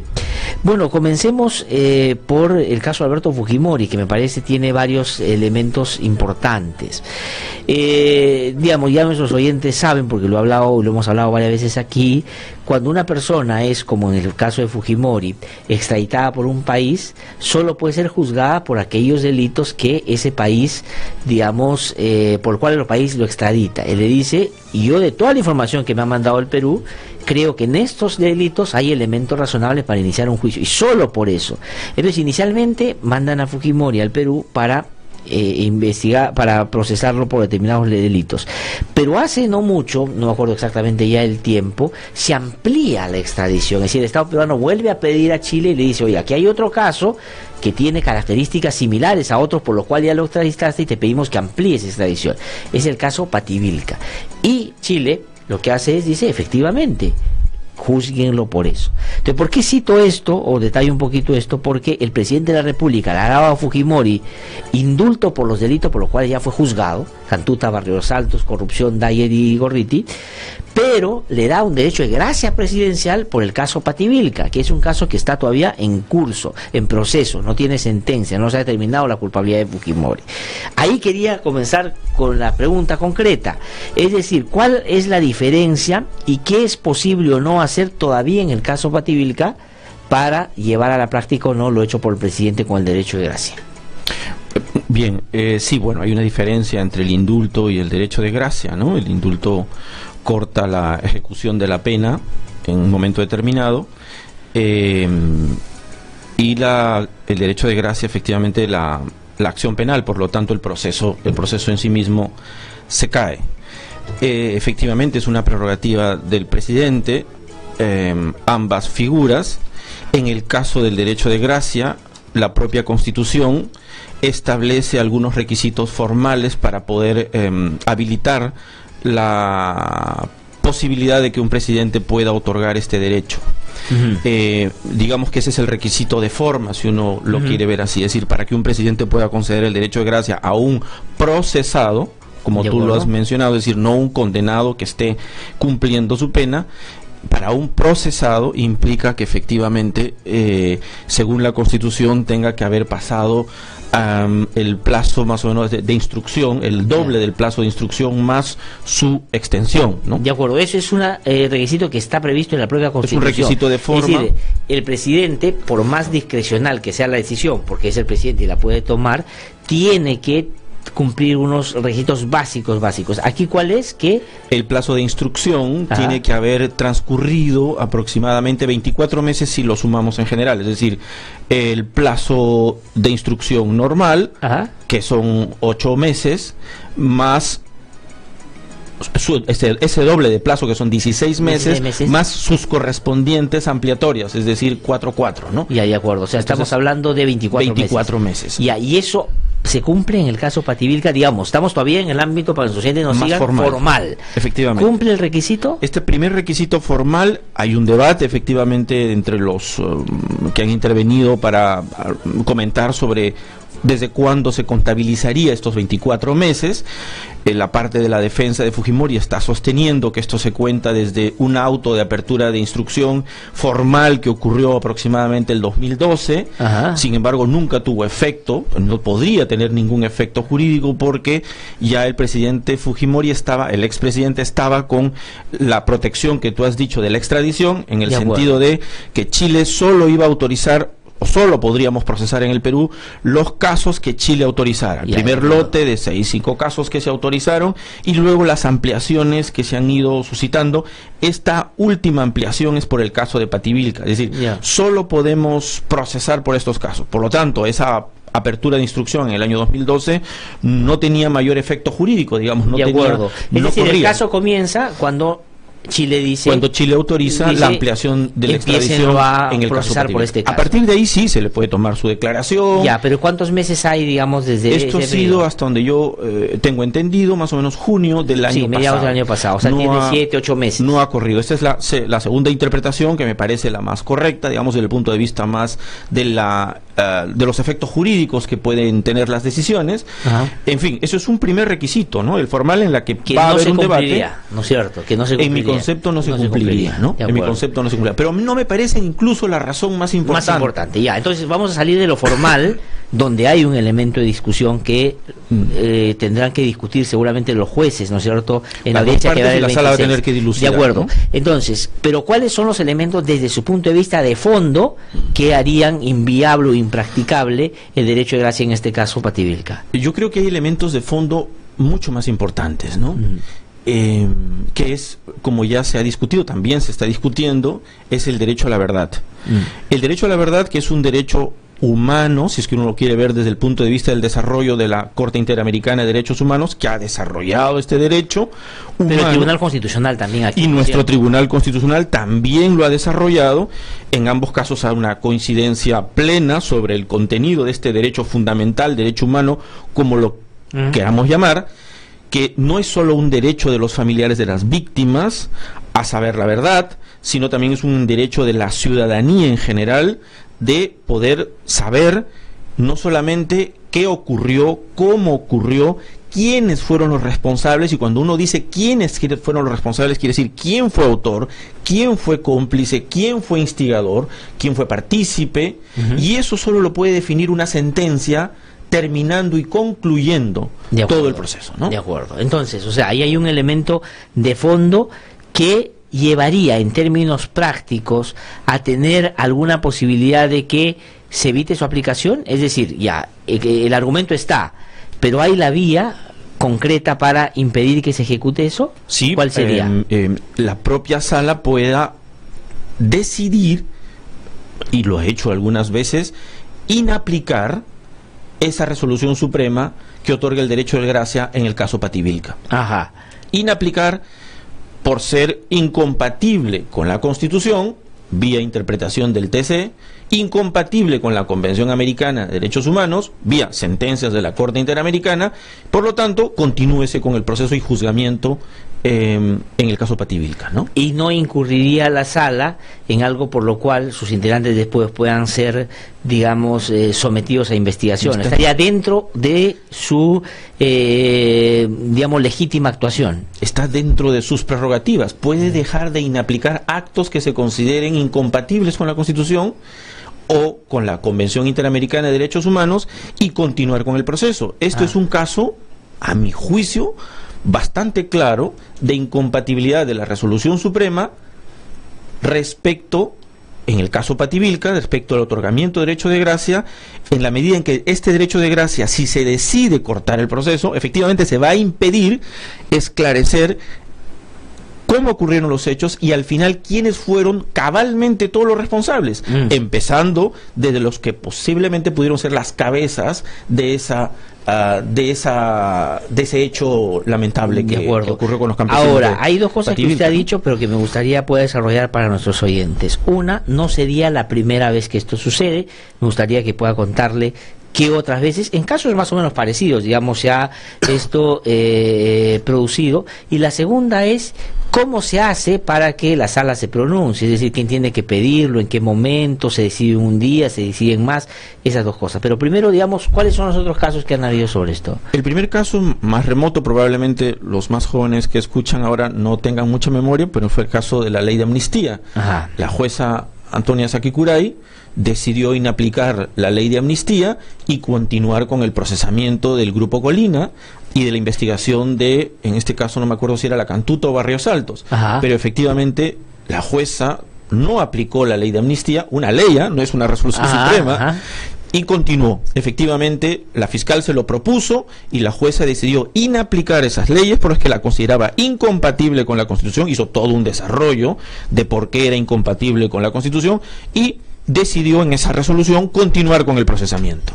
De acuerdo. Eso me acuerdo que fue a pedido de Ana Cecilia Magallanes, sí, de la valiente Magallanes, fiscal en ese momento, que lamentablemente ya no está con nosotros, pero que, digamos, cumplió ese papel. Entonces, claro, es la ley de amnistía que Fujimori dio justamente y al final se le dio la razón, efectivamente, una sentencia del tribunal que efectivamente declara sin efectos esa ley de amnistía, ¿no? O sea, al final, a pesar de todo el acoso del momento que sufrió la jueza, al final su decisión tuvo plena razón, ¿no? De acuerdo.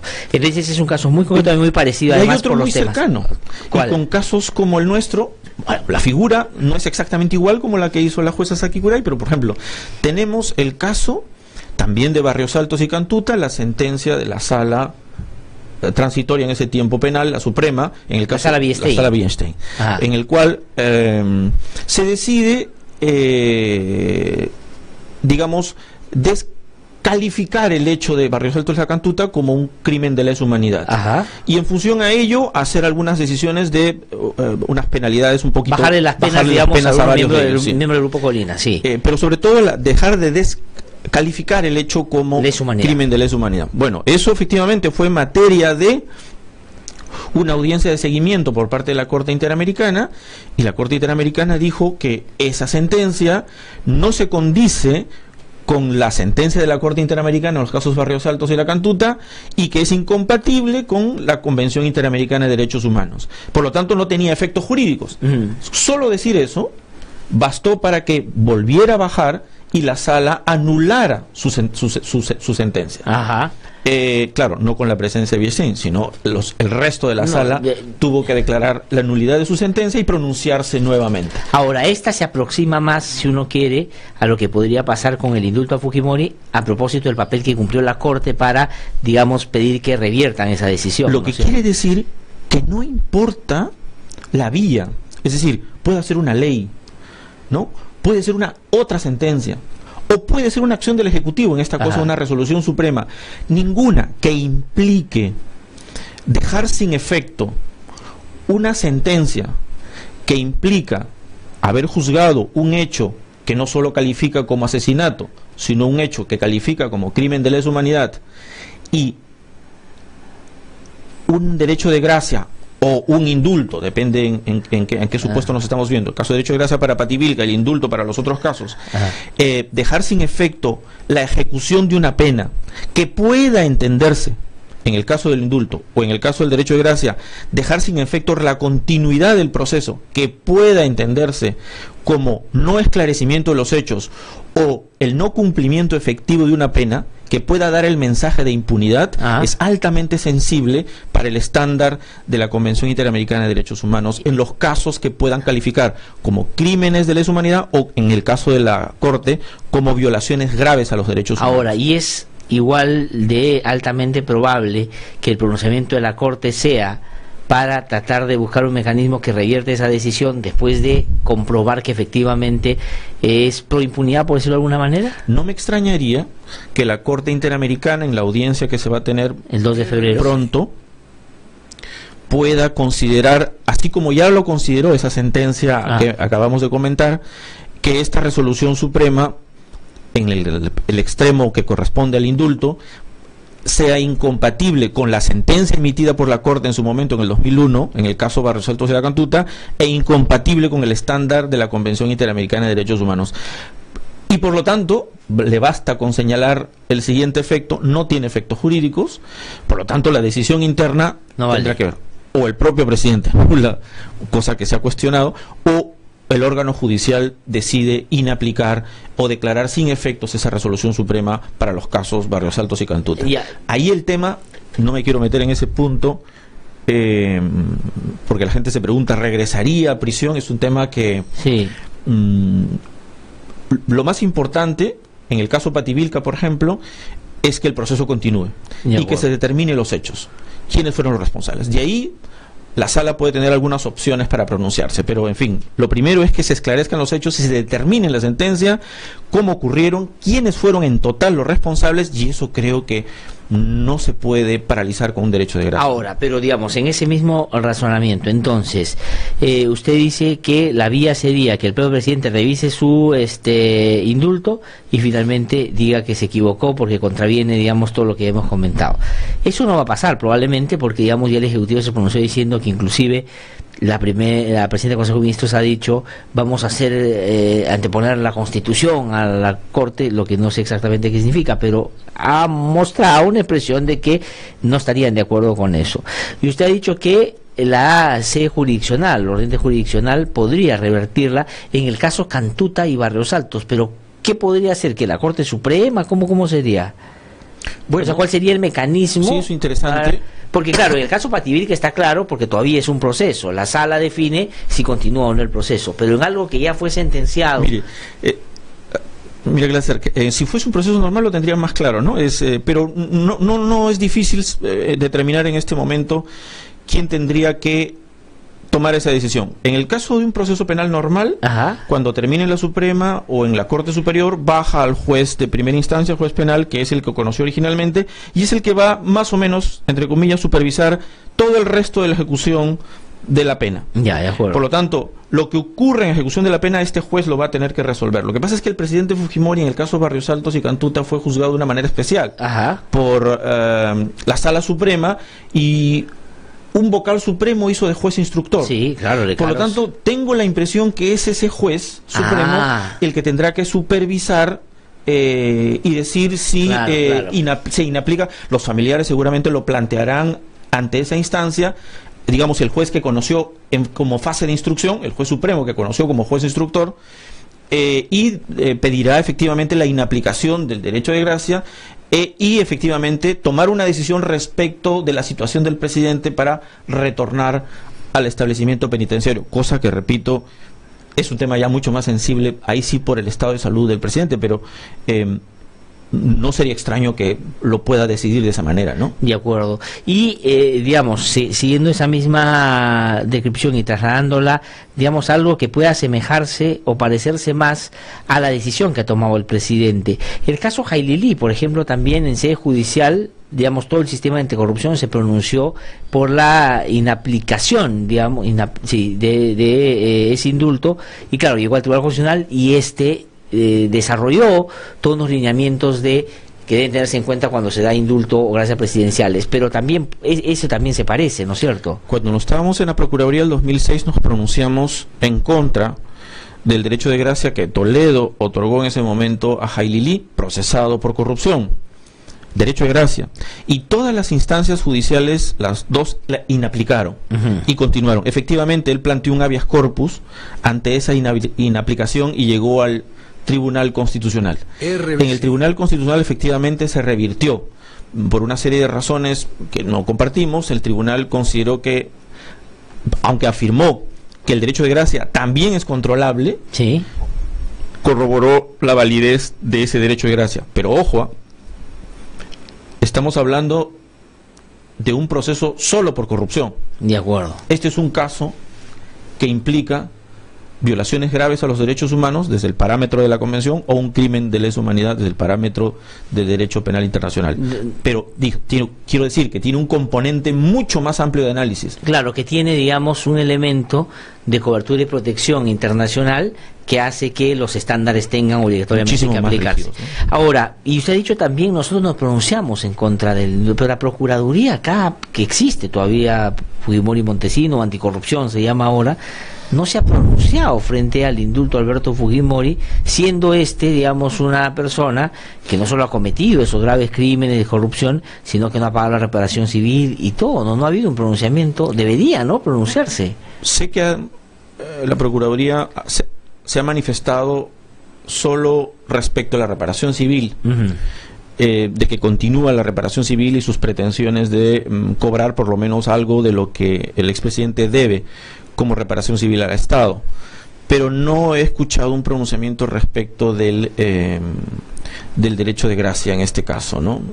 en este caso, sobre el indulto, mejor dicho, en este caso, digamos, sobre el derecho de gracia, el indulto, digamos, tal vez no les corresponda en este momento, trato de entender, ¿no? En el caso de la Procuraduría Anticorrupción, porque no se trata de casos de corrupción, ¿no? Sí. Sino por casos de violación de derechos humanos. Habría que ver al procurador vinculado a estos temas, por qué no se ha pronunciado, ¿no? Sí. Ahora, termina siendo particularmente curioso que en el Ministerio de Justicia y en el sistema jurídico de defensa del Estado no consigan agentes del Estado para ir a defender el indulto ante la Corte Interamericana. Hoy día el diario El Comercio desarrolla esta noticia y han tenido que regresar al procurador constitucional, que es Lucho Huerta, que antes era procurador supranacional, para que él sea, pero tenían que nombrar a otros 2 agentes para que vayan, pero finalmente no han conseguido, no haya querido, y va a ser él el que va a hacer probablemente la defensa ante la Corte Interamericana. ¿Qué le dice ese dato en torno a, claro, si estuviera dentro del marco de lo que es posible hacer legal, digo, cualquiera debería ya defenderlo, pero yo creo que los conocedores de estos temas saben que en la Corte van a perder, ¿no? Sí, supongo que es tan complicado como haber conseguido ministros para este nuevo gabinete, conseguir algún procurador con un estándar idóneo que pueda en este contexto hacer la defensa del Estado, que se termina siendo complicado, ¿no? Porque hay demasiados derechos en juego de por medio como para sostener una posición sólida a favor del Estado. Es sumamente complicado, ¿no? Sí, pues. No sé cuál será el planteamiento, tal vez formal, no sé si material, de la posición de Lucho Huerta, ¿no? Sí, además, bueno, ya Lucho Huerta tiene un comentario que no tiene usted por qué compartir. O sea, Lucho Huerta va a defender lo que le digan que tenga que defender. Yo he estado con él en la Comisión Interamericana de Derechos Humanos y la verdad, a él lo conozco hace que 20 y tantos años, cuando discutíamos y coincidíamos en temas de libertad de expresión y todo, defendiendo cosas, la verdad, bastante cuestionables. Pero en fin, digamos, esa es la historia de cómo el Ministerio de Justicia defenderá. Y claro, parecería que la Cancillería no va a ser un aporte sustantivo en esa defensa también, porque acaban de poner a Cayetana Arjovín, que no tiene la menor idea de lo que tiene que hacer en Cancillería. Es decir, ahí hay otro tema, y ningún embajador, me parece, bien planteado, va a aparecer detrás de la defensa de un indulto con esas características, ¿no? Se tiene todas las características de que la Corte va a revertir esa situación. O sea, lo lamento en el sentido de que se pudo evitar, de que, digamos, sencillamente no se debió hacer haciendo así. Las cosas mal, ¿no? Sí, pues. Sí, no. Ahora, doctor Yamamoto, ya tengo que ir avanzando, pero quería sacarlo de este tema y preguntarle por los casos y las investigaciones de corrupción en el marco del caso Lavallato. Ahí han habido, y la última escena tiene que ver con esto que se ha conocido como el Club de la Construcción, por unos 30 empresas que, digamos, ya todas estaban conversadas, sabían entre ellas cómo se repartían las cosas, inclusive había funcionarios del Ministerio de Transportes que habían sectorizado, digamos, tú encárgate de estas empresas, yo de las otras, y a todas les cobraban a través de plata o a través de viviendas o lo que fuere, para favorecerlas en la dación de determinadas licitaciones. Pero nadie reclamaba por una sencilla razón, porque todos sabían que era así y a todas, digamos, trataban de tranquilizarlas con obras concretas. Eso, digamos, en términos de modalidad, pero sobre todo en torno a las responsabilidades, ¿llegan solo a los funcionarios que podían directamente tener esa relación o tenían que haber de todas maneras tenido un paraguas y una garantía más arriba para poder hacerlo sin ningún control? A ver, sí, efectivamente hay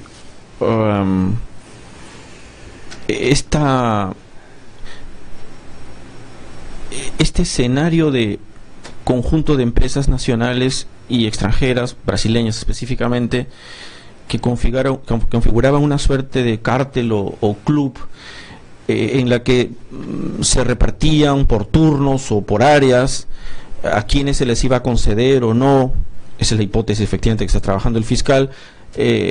Tal licitación o tal concesión reproduce en una medida semejante la figura del propio Lavallato, ¿no? Que es un cartel de empresas brasileñas que obtenían las licitaciones para las grandes construcciones en Brasil y que se repartían por turnos o por áreas las licitaciones que compartían con Petrobras. O sea, esa sería, digamos, como una réplica del cártel brasileño, cercana del cártel brasileño, ¿no? Ahora, que es probable, y le pregunto, ¿no?, de acuerdo a la experiencia, porque usted trabaja mucho los temas de anticorrupción también, digamos, formar ad hoc para su relacionamiento en este momento con un Estado donde también había vínculo con las empresas brasileñas, porque varias de las obras eran consorciadas con algunas de ellas, o es que, digamos, ya nosotros teníamos nuestro propio armatoste, digamos, en ese sentido, y que parecería que funcionaba hace tiempo, porque lo que se dice es que esto empezó a funcionar con fuerza a partir del 2007, 2008 inclusive, ¿no? Sí, he escuchado la declaración del único detenido en esta última, creo que es Carlos García, que efectivamente dice que él que esa situación existía desde hace años atrás, ¿no? Sí. A la del 2011, que es la hipótesis que está manejando, ¿no? Es probable que sea haya sido antes una práctica digamos, inercial, ¿no? De algunas pocas empresas que con su forma rudimentaria de tráfico de influencias lograsen las licitaciones con recurrencia. Pero la entrada fuerte de las empresas brasileñas probablemente ha hecho mucho más consciente la planificación de este escenario. O sea, es probable que haya una diferencia cualitativa entre la práctica anterior y la práctica que se hace ya con la entrada de las empresas brasileñas, ¿no? Me parece que probablemente se toma mucho más conciencia de cerrar probablemente el círculo, ¿no? De poner algunas cifras fijas, ¿no?, respecto de la tarifa, entre comillas, que habría que cobrar, que habría que pagar al funcionario público, y la repartición más precisa de áreas. Eso seguramente las investigaciones van a determinar ese grado de mayor precisión, mayor organicidad, ¿no? Yo creo que probablemente por ahí venga la diferencia entre las prácticas anteriores y las prácticas probablemente con la presencia. La naturalidad con la que cuenta García, y se ha podido determinar en las investigaciones que ha hecho el Ministerio Público, es, digamos, realmente preocupante, ¿no? Porque inclusive se reunían en el propio Capeco para, digamos, concertar estas cosas. Es decir, era una cosa sumamente instalada, no era una cosa ya ni siquiera, diríamos, tan clandestina, en el sentido de que buscaba, dice, sí, tenían en el lobby tal hotel, se reunían para concertar, pero después cuando era la reunión de varios, se reunían y eran como asambleas donde, digamos, se ponían de acuerdo sobre todos estos temas. Ahora, ¿eso a dónde nos puede llevar en términos de responsabilidades de las empresas? Porque, digamos, aquí habría que rogarle o determinar responsabilidades individuales de los directivos de las empresas, porque las empresas no tienen responsabilidad, o sí se podría, digamos, tomar algún tipo de recaudo con ellos. Y en el caso de los funcionarios, ¿es posible, de acuerdo al esquema de cómo ellos se manejaban, que los máximos eran los asesores de un ministro o un viceministro, o tenían que tener una cobertura más arriba para garantizar que eso funcionara sin problemas? A ver, ahí hay dos preguntas. Una sobre quienes tienen que responder en este caso son las personas que dentro de la organización empresarial han tomado las decisiones. Por eso la Fiscalía muy bien ha apuntado probablemente a las cabezas, que son probablemente las que tomaban las decisiones. Probablemente se ensanchen las responsabilidades en la medida en que se vayan develando más nombres, pero probablemente apunte a las cabezas de las empresas. En el caso de la empresa misma, se trata de hechos que son 2011, 2012, 2013, probablemente lo imputado, y la responsabilidad penal de las personas jurídicas, la que se ha introducido, en principio no tendría efectos retroactivos, ¿no? Deberían regir para adelante. Probablemente no se aplique la norma sobre responsabilidad penal de las personas jurídicas, pero sin embargo nuestro Código Penal siempre ha tenido una norma que habla de las consecuencias accesorias que tiene que ser pasible una empresa, una persona jurídica, digamos. Es una figura muy cercana a la responsabilidad penal, no es exactamente una responsabilidad penal, pero muy cercana. Por ejemplo, las medidas que se le puede aplicar como consecuencias accesorias son muy parecidas, ¿no? Disolución del local, disolución de la empresa, suspensión temporal de actividades, de una gama de medidas que se le pueden imponer. Eso es respecto de lo que pueden enfrentar los personajes dentro de como personas naturales y como personas jurídicas. La última pregunta sobre la responsabilidad si más puede arriba. ser, sí, claro, podríamos... Es decir, es como la de García, de Alan García. Es decir, un viceministro, que es el máximo que ha caído, tenía la capacidad suficiente para garantizarle a las empresas, no solo que ganen la licitación, sino que durante todo el periodo de que dure ese gobierno ganen adendas, sigan incorporando fondos. No es cierto. Yo creo que es prácticamente imposible, ¿no? Este tipo de licitaciones suponen un manejo de la estructura de la entidad pública, me estoy refiriendo, un comité de selección, ¿no? Informes que se provee el comité de selección, un comité de recepción, un comité, distintos comités, distintas entidades, distintos órganos dentro de la entidad que van tomando decisiones parciales. Incluso la supervisión de la ejecución, ¿no? Hay una serie de intervinientes, ¿no? El manejo, primero quien designa a los miembros del comité, en fin, hay una serie de decisiones que deberían, por lo menos ser la tarea del fiscal, de tratar de apuntar a ver si la cabeza, en este caso el ministro mismo, porque estamos hablando del Ministerio de Transportes y Comunicaciones. En la época había en Tumala y el ministro era Carlos Paredes. Entonces, claro, tendría que apuntarse bien cómo es que distintas decisiones de su sector, ¿no? Y no solo la de un interviniente, es un asesor dentro del MTC o el viceministro. Asesor del viceministro, en este caso. Entonces, solo podía bastar. Yo creo que es prácticamente imposible, ¿no? Empezando porque hay un comité que decide. Y no se puede avanzar sin que ese comité lo asegure. Ya, pero si el ministro es el que realmente está detrás de ese asesor que operativiza la decisión, probablemente de la decisión es más probable que los funcionarios, inclusive aquellos que participan como ajenos, se supone, a la gestión, entiendan el mensaje que es el ministro el que está de acuerdo con eso.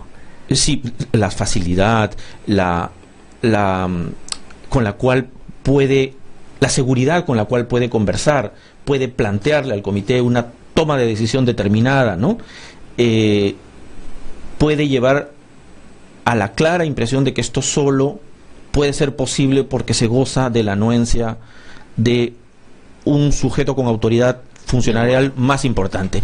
Pero eso es un tema que tendrá que determinarse y efectivamente pronto supuestamente tendríamos mayores informaciones. No, claro, tendría que ser para completar justamente el cuadro. Doctor Iván Montoya, muchísimas gracias, como siempre, por haber venido a explicarnos con tanta claridad todos estos temas que son fundamentales entender para empezar a imaginar el desenlace para cada una de estas historias. Muchísimas gracias. Muy amable. Tengo que ir a una pausa, regreso un instante aquí en No Hay Derecho. Soy Javier Roca Obregón, papá de Martín Roca Casas, estudiante de Economía de la Universidad del Callao que fue secuestrado en el gobierno de Fujimori. Fue secuestrado y conducido al sótano del Servicio de Inteligencia del Ejército, donde fue torturado, asesinado e incinerado por los militares. Por lo tanto, el indulto será un insulto. En los últimos 10 años han matado a 137 defensores de derechos humanos y otros 835 están siendo procesados. En el Perú no existe una ley que garantice su labor. Es responsabilidad del Estado proteger y defender a quienes nos defienden. Únete a la campaña y apoya a los defensores de derechos humanos. Búscanos en Facebook como Yo Defiendo y síguenos para enterarte de sus historias. Para estar siempre informado de lo que sucede en lo político, en lo social. Para escuchar voces independientes y no siempre lo mismo. Para saber de lo que nadie se atreve a denunciar. www.idlradio.pe Con análisis de verdad. www.idlradio.pe es la renovada página web a la que usted debe ingresar. Información, análisis y debate. www.idlradio.pe es una producción del Instituto de Defensa Legal. RBC 104.7, la otra forma de vivir.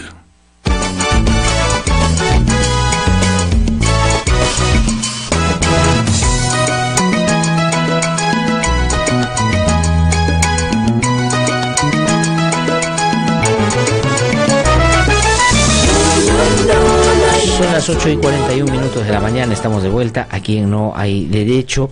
Está ya aquí en nuestros estudios Jorge Bracamonte, él es secretario ejecutivo de la Coordinadora Nacional de Derechos Humanos, que es, como ustedes saben, un conjunto de instituciones muy importantes en todo el país, más de 80, que, digamos, se han unido hace bastante tiempo bajo una idea: defender la democracia como el sistema que nos permite ejercer nuestras libertades y, por supuesto, promover los derechos humanos en cualquier circunstancia, pese a que eso en algunos contextos pueda significar nadar a contracorriente, que ha terminado siendo una característica también de este movimiento, que es muy reconocido a nivel internacional justamente por su importancia en la historia reciente de nuestro país, y que además ha tenido un papel muy importante en los desenlaces políticos, por lo menos en los 2 últimos procesos electorales, porque la gente ha preferido el mal menor a lo que claramente iba a ser una arremetida fujimorista en el gobierno.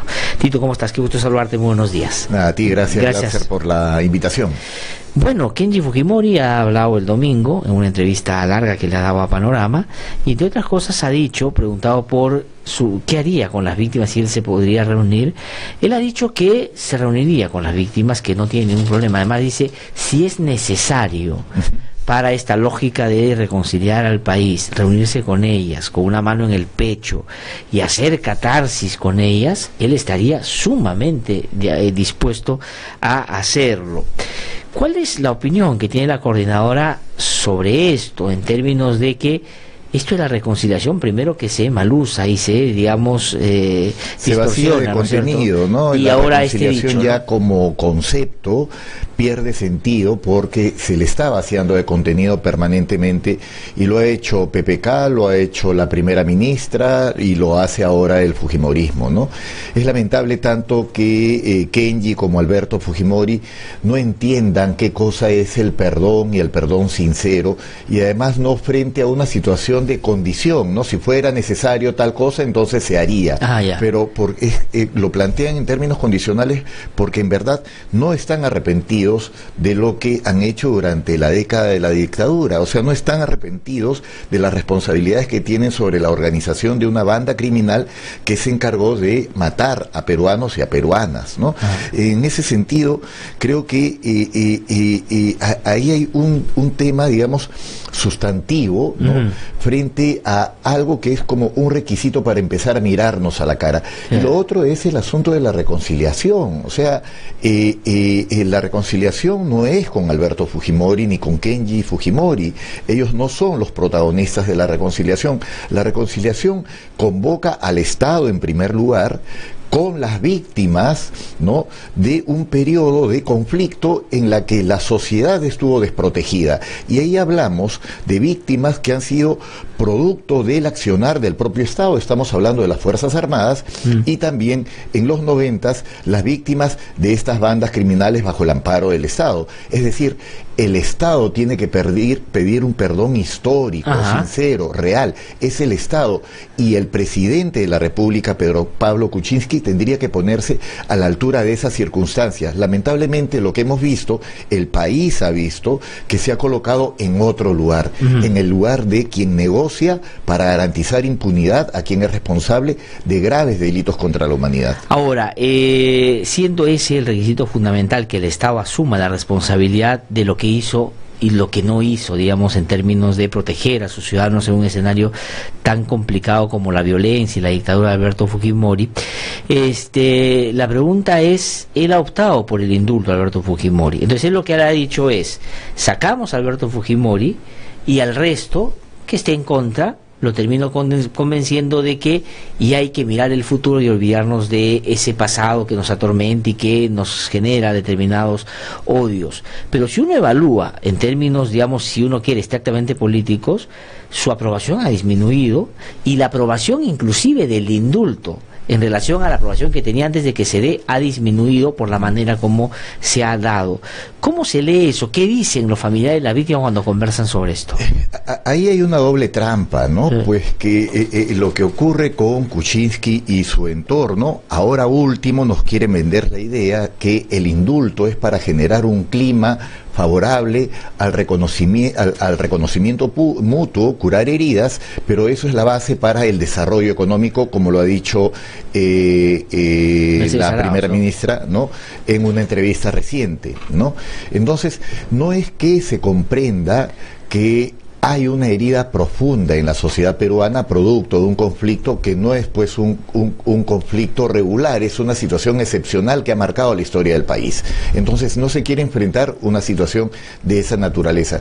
Y lo otro es el tema ya de la reconciliación misma, como lo había dicho antes. Esto además se plantea ahora en esos términos para esconder algo que en verdad nosotros comprendemos que es un acto ilícito. ¿Por qué razón? Porque el proceso del otorgamiento ha contravenido, ¿no?, el reglamento de la Comisión de Gracias Presidenciales, procedimientos de transparencia mínimos. Hoy ya por segunda vez consecutiva la Defensoría del Pueblo está pidiendo el informe técnico del indulto, no se lo quieren dar. Entiendo que varios congresistas han hecho lo propio. Nosotros como Coordinadora Nacional de Derechos Humanos también hemos solicitado por una cuestión de transparencia mínima, que es como debieran otorgarse. O sea, han pedido ustedes también formalmente. Nosotros formalmente hemos entregado, ¿no es cierto?, la solicitud y hemos planteado esto, y entendemos, por lo que ha dicho el propio ministro, ¿no?, que esto no se otorga, esta información no se otorga, pues hay información sensible. No sé de dónde sale eso. Sí, ¿no? Bueno, la Corte Interamericana ha pedido la información también para hacer una valoración en torno a cómo sea el procedimiento, y parece que ha habido ese interés de evitar dársela, justamente para esconder la manera maldada de... Pero además no es porque se esté solicitando por una cuestión de mediática, se está solicitando bajo el amparo de un proceso con sentencia firme. O sea, no estamos aquí frente a algo que tú puedas pretender que quieres, o sea, entregas o no, o sea, como si te diera la gana.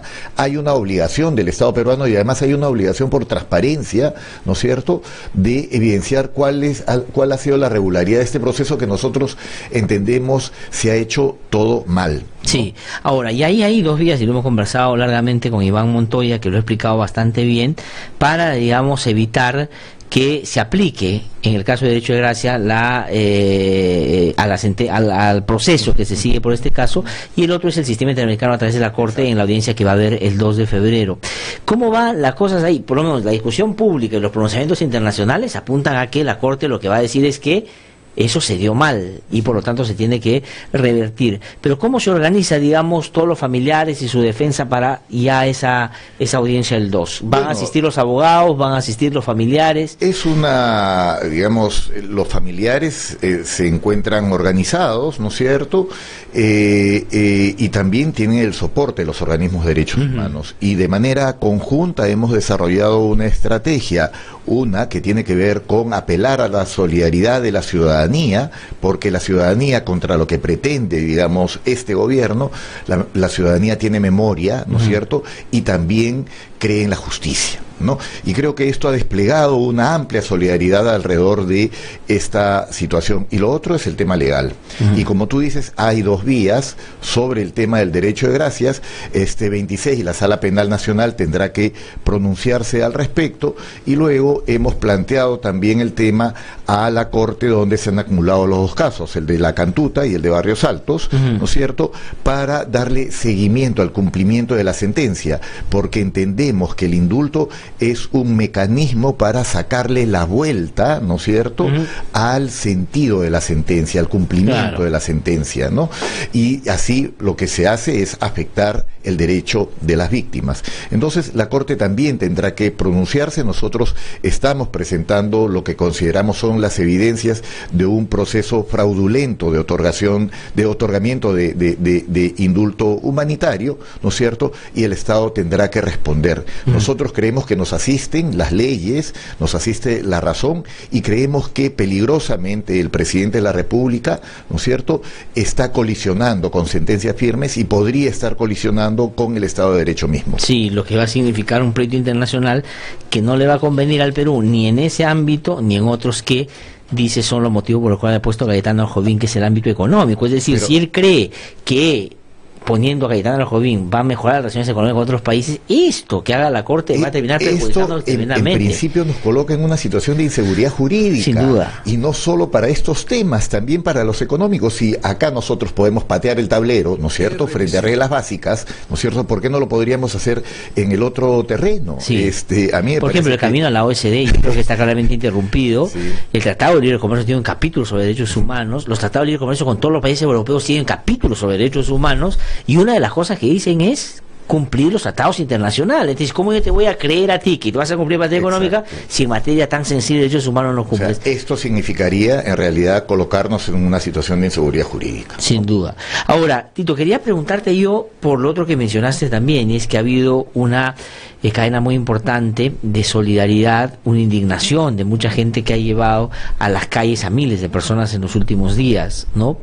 Pero yo lo que he comentado aquí es que me ha parecido que ha habido, no sé si digamos es una cuestión concertada, pero por lo menos parecería que por asociación espontánea determinados actores han buscado perjudicar el desarrollo de la marcha, sobre todo en que la gente vea la dimensión de la misma. ¿A qué me refiero? Primero, digamos, las decisiones de la Municipalidad de Lima de no permitir la Plaza San Martín, de empezar a hacer trabajos, de dejar que el tránsito vaya por un lado, de la policía de restringir acceso, entonces es muy difícil, y la última, esa bajada de palanca para apagar la luz en la Plaza 2 de Mayo. Es lamentable cómo se vienen implementando una serie de mecanismos formales aparentemente, pero que no tienen un asidero en realidad jurídico constitucional para impedir el ejercicio de nuestras libertades, ¿no es cierto?, ejercer el derecho a la protesta.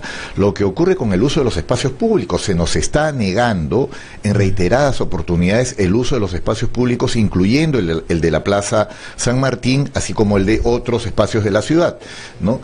Y esto tiene que ver por situaciones en las que interviene la Municipalidad de Lima y el alcalde Castañeda, ¿no es cierto?, hasta las autoridades del Ministerio del Interior. En el caso de la Municipalidad de Lima, los enrejados, el asunto del apagón de las luces, realmente es vergonzoso, ¿no? Ahora, vergonzoso. Todo eso además, Tito, después de que el alcalde se pronuncia a favor del indulto. O sea, el alcalde tiene una posición frente a aquello que ha generado la redacción.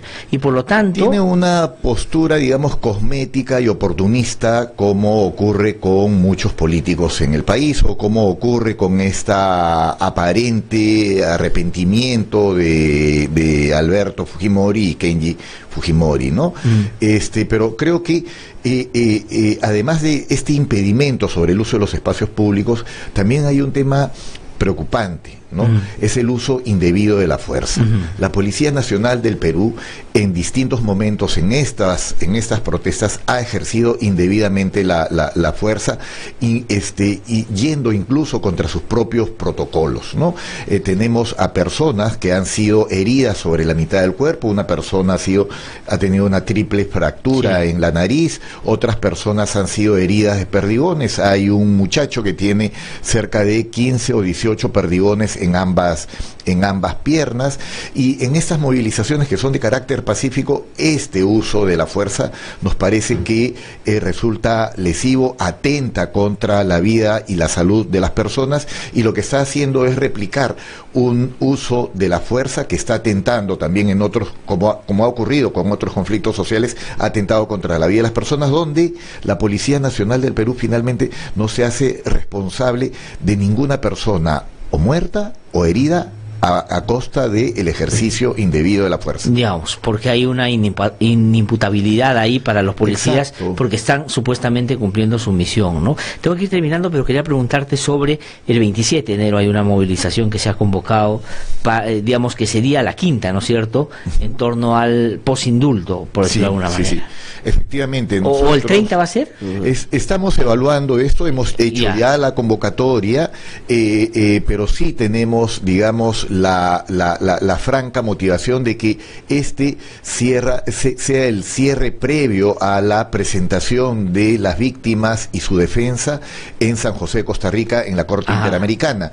Y esto evidentemente tiene que ser un esfuerzo que multiplique la participación de la ciudadanía en las calles y en las movilizaciones en todo el país. Por eso probablemente nos vamos a tomar algunos días más y en vez de hacerle el 27 la hagamos el 30. Pensamos que debiera pudieran venir también y expresarse la solidaridad de otras víctimas, de otros procesos que hemos tenido en América Latina y en el mundo, ¿no? Creemos que esto va a ser importante para poder, de alguna manera, si este Estado y este gobierno son incapaces, ¿no es cierto?, de tener una aproximación empática mínima con las víctimas, que esta solidaridad a nivel mundial sí puede expresarse y puedan ir con esa fuerza, la fuerza de la ciudadanía del país y del mundo. De acuerdo. Tito, muchísimas gracias por haber venido a conversar con nosotros. Vamos a estar atentos y, por supuesto, aquí difundiendo todo esto que es parte de un legítimo derecho que una democracia, lejos de perturbar, hay que proteger, que es la protesta frente a un hecho claramente indebido, ¿no? Nosotros salimos a las calles no solo en solidaridad con las víctimas, sino porque queremos que en nuestro país se respeten las leyes, se respete la justicia, ¿no es cierto? Que podamos nosotros eliminar, erradicar lo que se ha conversado antes, esta corrupción generalizada y que ha atravesado a todos los gobiernos de esta transición democrática. Salimos a las calles porque queremos a nuestro país. Es verdad. Tito, muchísimas gracias. No tengo tiempo para más. Conmigo hasta el día de mañana a las 7 en punto aquí en No hay Derecho.